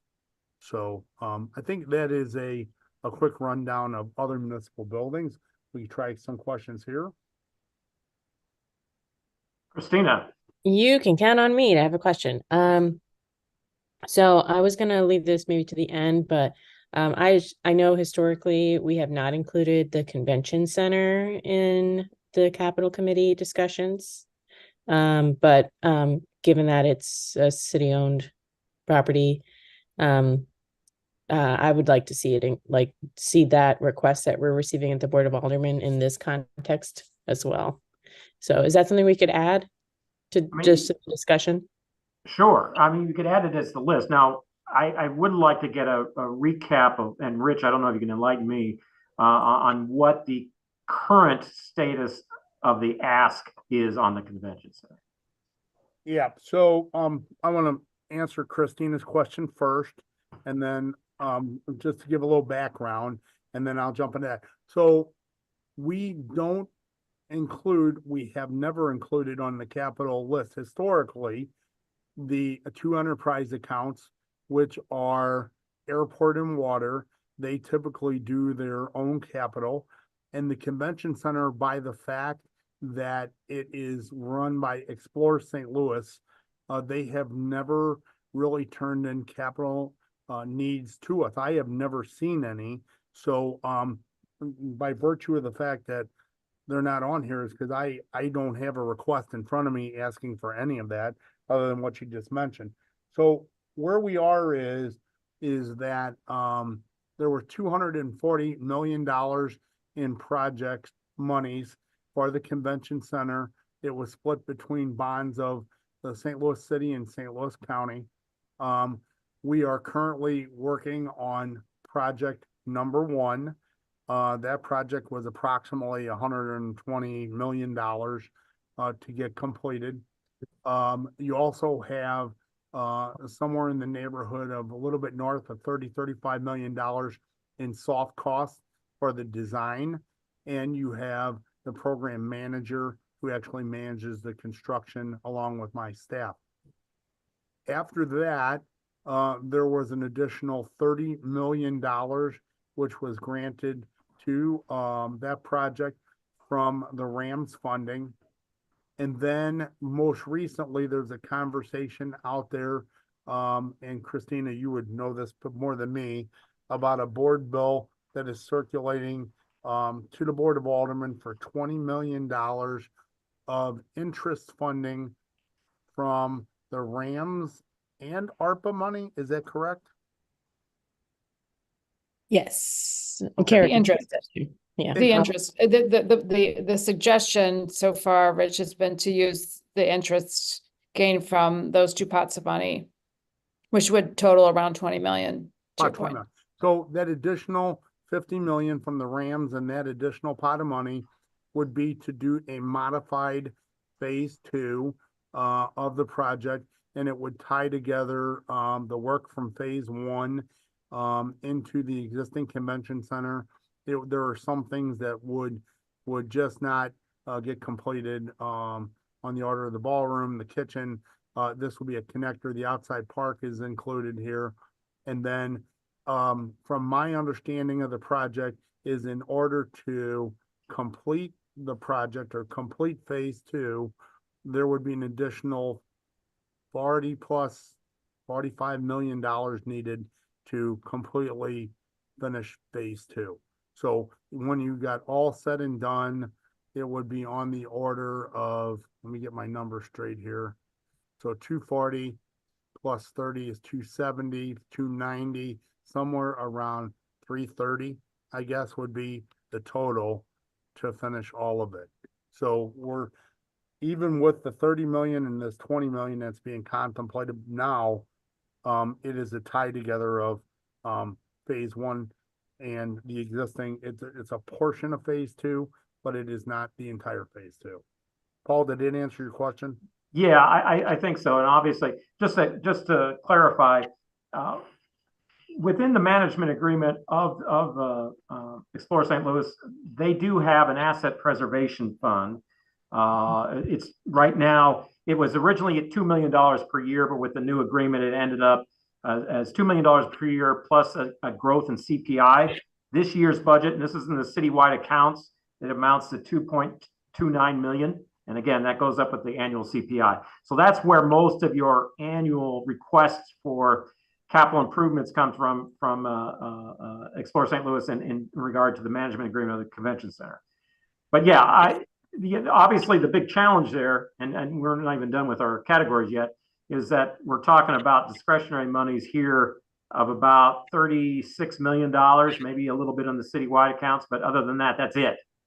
So something on that order of magnitude would mean you'd be basically eliminated everything else in this list. But yeah, that would be a big nut to crack for this capital budget. But knowing that it's out there is worth noting. Alderwoman Spencer, you have your hand raised. I do. Thanks, Paul. No, I just, I appreciate these questions and kind of looking at the convention center and getting it funded through various different ways. I want to be cautious, however, in adding buildings that the city owns or properties that the city owns to the capital request list, just because we have a lot of relationships with properties that the city owns, whether it's that the city owns the land underneath something, or, we own the YMCA buildings and other things, we have other capital assets that are managed by outside entities. And once we open up that Pandora's box, I think it could be very, very, that could be a very large box, and we could have some problems down the road. So I just want to be cautious in contemplating that as a general rule. Thank you. So noted. Yeah, I think the overall limitation here is going to be, and we're talking what critical needs of over $167 million, and we're talking $36 million to spend it on. So that's, I think the math is going to pretty much dictate how we end up in this situation. Are there any other questions about municipal buildings for the moment? I did have one before we got distracted on that convention center one. The courts, I think, is going to be one that's that big project, that $8.4 million you talked about. I'm getting there. Is that something that could be phased? And would we know what a logical way of phasing that would be? Yes, that's what I mentioned. I believe that it could be phased, yes. Okay, but we would not, you don't have any details on how that would work, would it? Yeah, I don't. I just know that they're asking is a big number.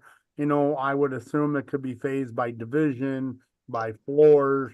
I'm sure there are ways to break that number into pieces rather than saying it's all or nothing. Okay. Nancy, I see your hand is raised. Yeah, I just let you know, we had some initial preliminary conversations with them about this $8 million and some of the other things that they're asking for to talk about what that would look like. But Nathan Graves has left. I don't think there's an interim person sort of, but not at the same place yet. But we are having some conversations with them, and the same is true of the circuit court circuit attorney, because some of them have not used, I know you hate this, Paul, but some of them have regular money in their regular fiscal year 24 budget that they haven't spent, and they're not going to be able to spend some of that money. So they may need to do a transfer to start some things now, but for smaller things that are on this budget. That's fine, as long as it's something that doesn't obligate on a recurring basis. It would be to take care of some of the smaller things first, so that we were. I don't mean that you hate it. I just mean that in the spring people start moving money around, but some of these things could be taken off the list, and I'm putting a list together based on what people have seen and still have in their budgets, and what the cost is, to see if there's some things that could be taken off of these lists and move to a different budget. But ideally, they've been working with us more about how to finance this and where monies could come from. So even with the digitalization, there are some grants, and we've started to get some of those in smaller numbers, but trying to get bigger numbers of monies to adapt the courthouses to the 21st century. So. Okay.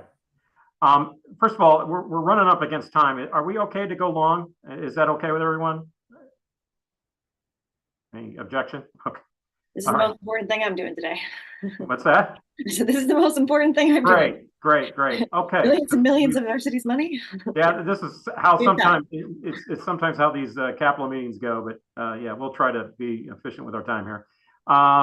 Final category is other city vehicles. Yep. So the final category H, other city vehicles, there is 26,293,000 in city vehicles, and as you know, there are thousands of city vehicles. Chris could give you the exact number. This is everything that is not police and not fire. This is the public works fleet, and so what you'll notice is a couple things at the top of this list. There's an item that talks about battery electric vehicles and recharging infrastructure. And so basically, this is infrastructure to put in the chargers when we buy electric vehicles to support those. And then the incremental cost of battery vehicles meeting the acquisition executive order by the mayor. The second portion of it is the critical list of vehicles needed. Now, they are not all in this list. What I will tell you is this list shows the top 100 needed vehicles from 1 to 100 in priority order, and the total being 19,968,213. I doubt, I've never seen that we put 20 million towards vehicles. So what we would do is if the committee decides to recommend, 5 million, 6 million, 8 million, whatever, you just simply go down the list and you cut it off where the most logical number is that we can fund, and everything above that line gets funded and everything below that line moves up for the next time. So, Chris, I'm going to let you add any comments that I missed on that before we go to questions. Thanks, Rich. There's nothing sexy about this. It's not fire, it's not police, but basically every city service that has anybody doing anything in a park, on a street, 2 buildings, is encapsulated in this fleet. So there's about 1,700 units total, and this lists them by division for the criticals, then the needed, then the desirable. It is when you've determined what a number is going to be, then I will go back through with the directors a second time and prioritize what's going to be above and below the funding line. So it's this is an interim step for this one. But the bottom line on it is that if it's in the critical category, it's already at least 30% overused. Should last 10 years, but it's already 13 years old and has the mileage that goes along with it. So we don't put them on the critical list lightly. Just to hit the highlights, I know time is of essence here. The highlights of it are that the refuse fleet has a source of funding, the $3 household fee, the last one that was passed. Part of that goes to buy capital. And for the first few years, it bought enough to keep us up to snuff with what the costs were. The problem is that the price of refuse trucks went from $240,000 to now $320,000 a piece. And so with just that funding source for the last 3 years, we haven't been able to buy as many trucks as we have lost. Right now, we have 9 new ones on the way, but there's trucks as old as 2007 that are serving as backup units. And unfortunately, because of what our numbers are, almost every day, all the backup units are out as well. So this is an ongoing battle, and the prices just keep going up. And so if we don't supplement the refuse by a couple $1 million, then we won't be able to catch up for the last 3 years and get where we need to be. So I'd like to take a bite out of the refuse part of it, just to make sure we don't fall behind any further on that particular area. The other ones that have us concerned, and understand that my general fund budget has to fix everything possible that we don't replace. So if we replace this and fix that, it doesn't really make any difference to me. But the reliability of it, obviously, if you have a newer vehicle, it's more reliable, less downtime. And so the operating departments performing the services, if you don't give them a smattering of new vehicles every year, then they don't have anything that's reliable, and things might be down for 2 or 3 weeks at a time.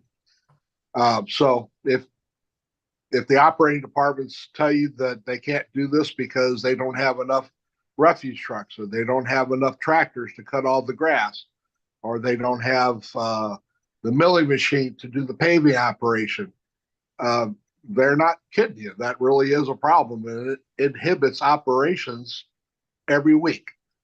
Something is not getting done because the vehicles are down, and no matter how much work we do on them and no matter how much we spend on them contractually, we can't fix a vehicle that's already well past its intended life.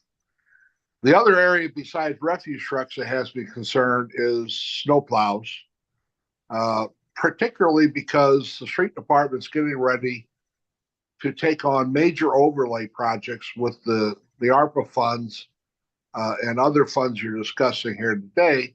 And so that requires them to be hauling all that heavy asphalt and gravel beds and things. So it puts a lot of wear and tear on the trucks. And it will wear out several of the dump trucks, particularly the big tandems, which are necessary for street maintenance in the winter. And we've been lucky about storms, a few small storms a year. And so that's why you haven't seen the problem yet. But we have 2 6-inchers in 2 weeks. We'll be to the point where it'll be 3 days before the streets are clean because there's just not enough trucks to run 65 trucks all at the same time for multiple days, followed by a second storm. So we've been lucky on the weather, but we can't count on being lucky forever. So we need to spend some more money on that fleet. We also need to spend some money on the overlay maintenance, the road replacement type equipment. You may know that the St. Louis Works budget, which is what has been traditionally used for that, was held up for a couple of years. And so that put streets behind on replacing that type of equipment. So when we start the March overlay projects, well, when streets starts it, everything will be working the day they start. But when something breaks, only one key piece of equipment out of 5 or 6 has to break, and they can't do an overlay project. They have to shut down until it gets there. Because we used to have 2 full-time, first line ones, and then a backup unit. And in some cases, we're down to 1 frontline unit and no backup units because that part of the fleet has gotten so far behind. So as you go through and you look at the list, ask yourself, how important is this service? There are street sweepers on here on this first page, a couple of sweepers, $300,000 a piece. Well, if you don't have them, then you can't clean streets. And so they've already cut down the amount of sweeping they do. But if we don't replace some of the sweepers every year, then we'll get even further behind because they've only got 22 of them, and they have to put 13 on the road every day. And when one goes down, it's usually down for 2 to 5 days at a time. So that just tells you there's a lot of days they can't put the 13 on the street. So I'd be happy to answer any questions about any particular area of concern. But those of you that have been doing this for quite a while will remember post-COVID that we had the period when Parks Department and the Forestry couldn't cut the grass in the parks. The grass on the softball fields was knee high. The medians between the roads weren't getting cut. And that's over simple things like these mowers and tractors that don't cost much money, but you have to replace them periodically. Otherwise, you can't keep fixing them forever. At some point, the frames go bad and you can't just throw more money at it. So my appeal to you is that when our debt service was allowing us to do, an $8 to $10 million a year capital lease, then we were finally keeping up with what the demand was. But we haven't been able to do that for a few years, and I think the next one is in the schedule for 2027.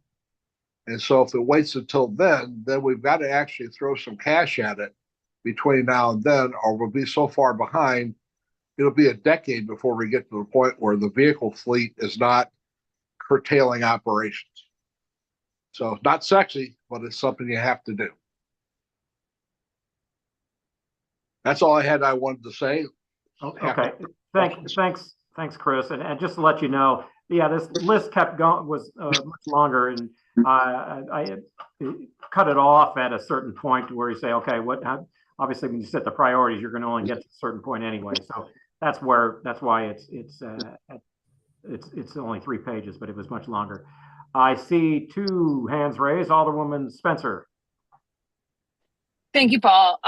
Yeah, no, I mean, I think this is one of the most critical pieces. And I'm trying to understand here, my apologies. I mean, is this the whole fleet, all of the fleets? I think one of the things that would be helpful to kind of wrap our heads around is how many vehicles we have in each fleet, the age of each of them, because, you know, as you pointed out, Chris, you've got to kind of have an annual replacement plan for these. And if you don't, then you get behind. The other piece I'd really like to have a kind of better understanding of is what did we replace with the ARPA money? I mean, to me, the refuse trucks, street cleaning, these things that are like major public health concerns or serving public health needs are just critical.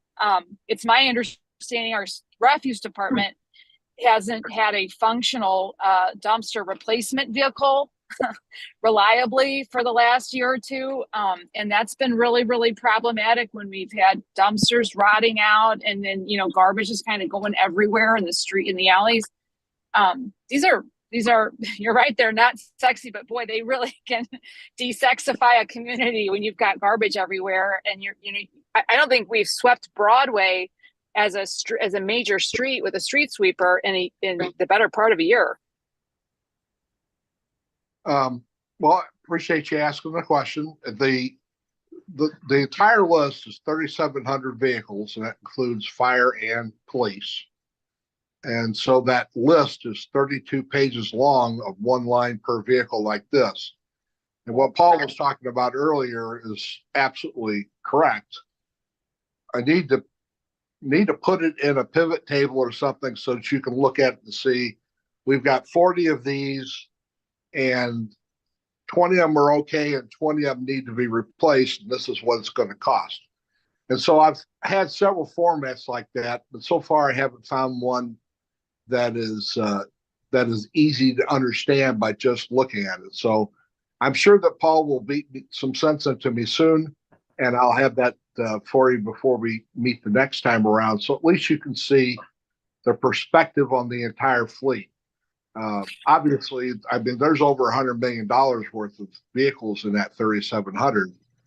And like the ARPA money that you brought up is, we spent $9 million on vehicles like these, of which we still have about 3 million that haven't been delivered yet. And we spent $20 million on fire equipment, which was a big piece. You don't give any pieces for that at $1 to $2 billion a shot. And then we spent, I guess it was about a little less than 4 million in the 2 years on the police vehicles, catching them up from the past.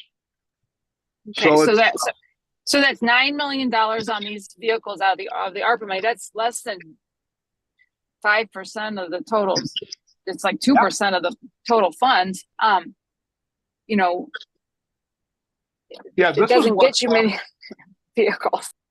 This is what's left after the $9 million is fully executed. Okay. And I'd be happy to help kind of try to digest the data. It's an area that I have a lot of experience in, if I can be helpful in that regard, because this is a priority, you know, to make sure that we have the tools, the vehicles we need to get our job as a city. Right. And I appreciate that you recognize that. Because I'm not, it's not really my vehicles, but they're my responsibility. And we need to provide the operating departments what the tools they need, including these vehicles, to get their job done, or we can't expect them to do it. I'm with you 100% on that. It's our job to make sure that they have the funds to get the vehicles they need. And so, yeah, I want to be be as helpful as I can in helping to figure that out. I appreciate the help. I would love to work with you on it and see. The one thing I've got plenty of is data. The question is, I keep most of it straight in my head, what's important or what's not, and what's going on day to day. But want to put it in some kind of format that everybody who's not familiar with all the various elements of the fleet and what the operating departments do can take a quick look at it and understand how critical or non-critical a section of the fleet is.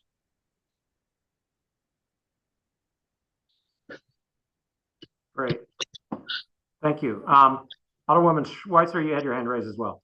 Thank you.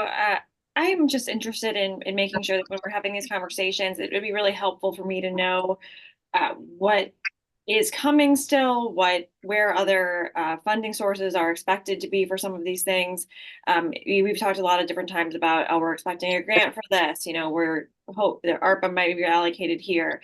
And I think that will give us a lot more information. And, I think it's pretty much needed for, every category of item. Every time an item is mentioned, it's like, if it's not coming from here, where is it coming from? And what's the plan? And I think it'll be also interesting to know a little bit more too about the maintenance and any timelines and anything that's happening that we might not know about as much on the back end when these cars are in repair. I know I had heard from a constituent a few days ago that their refuse was a little late getting picked up, and they talked to the driver, and the driver said that was her third truck that day. And so obviously that's really concerning. And so just knowing more about how we maintain the fleet and what that all looks like is something that I think is helpful to give some color to this conversation. Absolutely. Well, the long list of vehicles, that 30+ page list, does annotate each one that's been paid for but has not yet been delivered. So that's pretty easy. And you easy. said it was 300 that have been paid for but not yet delivered? About 3 million worth. 3 Three million. of the 9 million has not yet been delivered. 3 million, that's what you said. Okay. Yeah, some of the things are because it takes 6 to 18 months to build these specialized vehicles. And the other problem with common vehicles this last year was the UAW strike put everything back 4 or 5 months. And like this year, so we didn't do the capital in August like we have in years past. And so now that we're cycle on doing capital, we'll miss the entire 2024 model year. So basically, we're going to go a whole model year without buying anything, which is this year. And then we'll be buying 2025s with whatever funds that the committee decides to allocate to this need. And don't get me wrong, I understand, both as a 30-year commissioner and as a citizen of the city, that everything on this list is important. The problem is, I guess I'm glad I don't have to vote, because if I had to vote, I'm not sure which I decide was more important. So I'll just make the appeal, give you the facts, and then be happy with whatever you think you can spare. Right. As the budget director pointed out, the amount of money we're talking about covers, maybe a quarter, fifth of the listed items here. So it's a very important thing to know what other sources of funding are coming in. And I know, Director Payne, we've talked about this in the budget hearings, there's so many different funds in the city of St. Louis, and the way that they work to where the money can go, when, how the bills pass. I think it makes us less efficient than we could be. We talked just now about the St. Louis Works Fund was held up. It's like, okay, in the meantime, things got more expensive. So, I I'm definitely a beginner in this conversation. This is my first time on this committee. So, I think for me, and to Alderwoman Spencer's point, just the more information, the more data, the more we can know where things are coming from, how we're planning, what that all looks like. So we can get these items addressed. I really appreciate that. Well, thank you. And feel free to ask questions anytime. That'll help guide what I provide, knowing what you want to know. Thank you. Yeah, thank you, Alderwoman. It's funny because I do remember that conversation in Budget Committee too, and I think my reaction, anytime I hear there's another special fund being created, I sort of cringe. We really need to create another special fund, but there's some simplification I think that's possible on some of the different special funds. Yeah, and just to follow up on one of the things Chris addressed, because we were able to make some progress on refuse trucks in the last few years, but as Chris pointed out, when we increased the refuse fee a number of years ago, we had a $1.8 million for refuse truck replacement. That was the portion that was allocated to replacing refuse trucks. Of course, that doesn't buy as many refuse trucks now as it did when that fee increase went in place. So that's a challenge. And so as those other funding sources don't grow, it puts more pressure on the capital fund to make up the difference. And so, yeah, as you mentioned, it's a big challenge trying to get all that to fit into what limited resources we have. Okay, that was the last category. And Rich, did you have anything else to add on any of that discussion? Nope, I think that's enough. Okay, great. So let me bring it back to the header here. Okay, so what we are planning on doing over the next few weeks is meeting with the Citizens Advisory Committee. We're supposed to be having our first meeting, I believe, on the 13th. Is that right? Yeah, Tuesday. Or was it Wednesday? No, I'm sorry. It was the 7th would be our first meeting with the Citizen Advisory Committee, and we'll have subsequent meetings with them on the 13th. The idea is to engage that committee. We will have a number of presentations from departments at those meetings as well. I could also invite you all as panelists if you like, if you want to sit in, and sometimes just listening to the presentations are informative. One year we did them both, and it got a little duplicative because we were doing the same presentations twice, and I don't want to take up all the department's time either. So what I'm thinking is that over the next 4 or 5 weeks, we're going to have Citizen Advisory Committee meetings. Again, I'll let you know when those are, and you can access those so that we can go through that.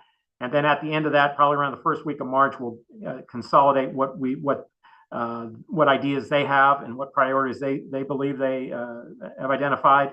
And so then we'll take that up later in March as we can start formulating what our recommendations will be for FY25. Because obviously we need to have some formal recommendation by the first week of April. So that's our timetable in order to get it in time for the budget. Does that make sense to everyone? Are there any other questions? Happy to, yes, just join an existing meeting. Okay, great.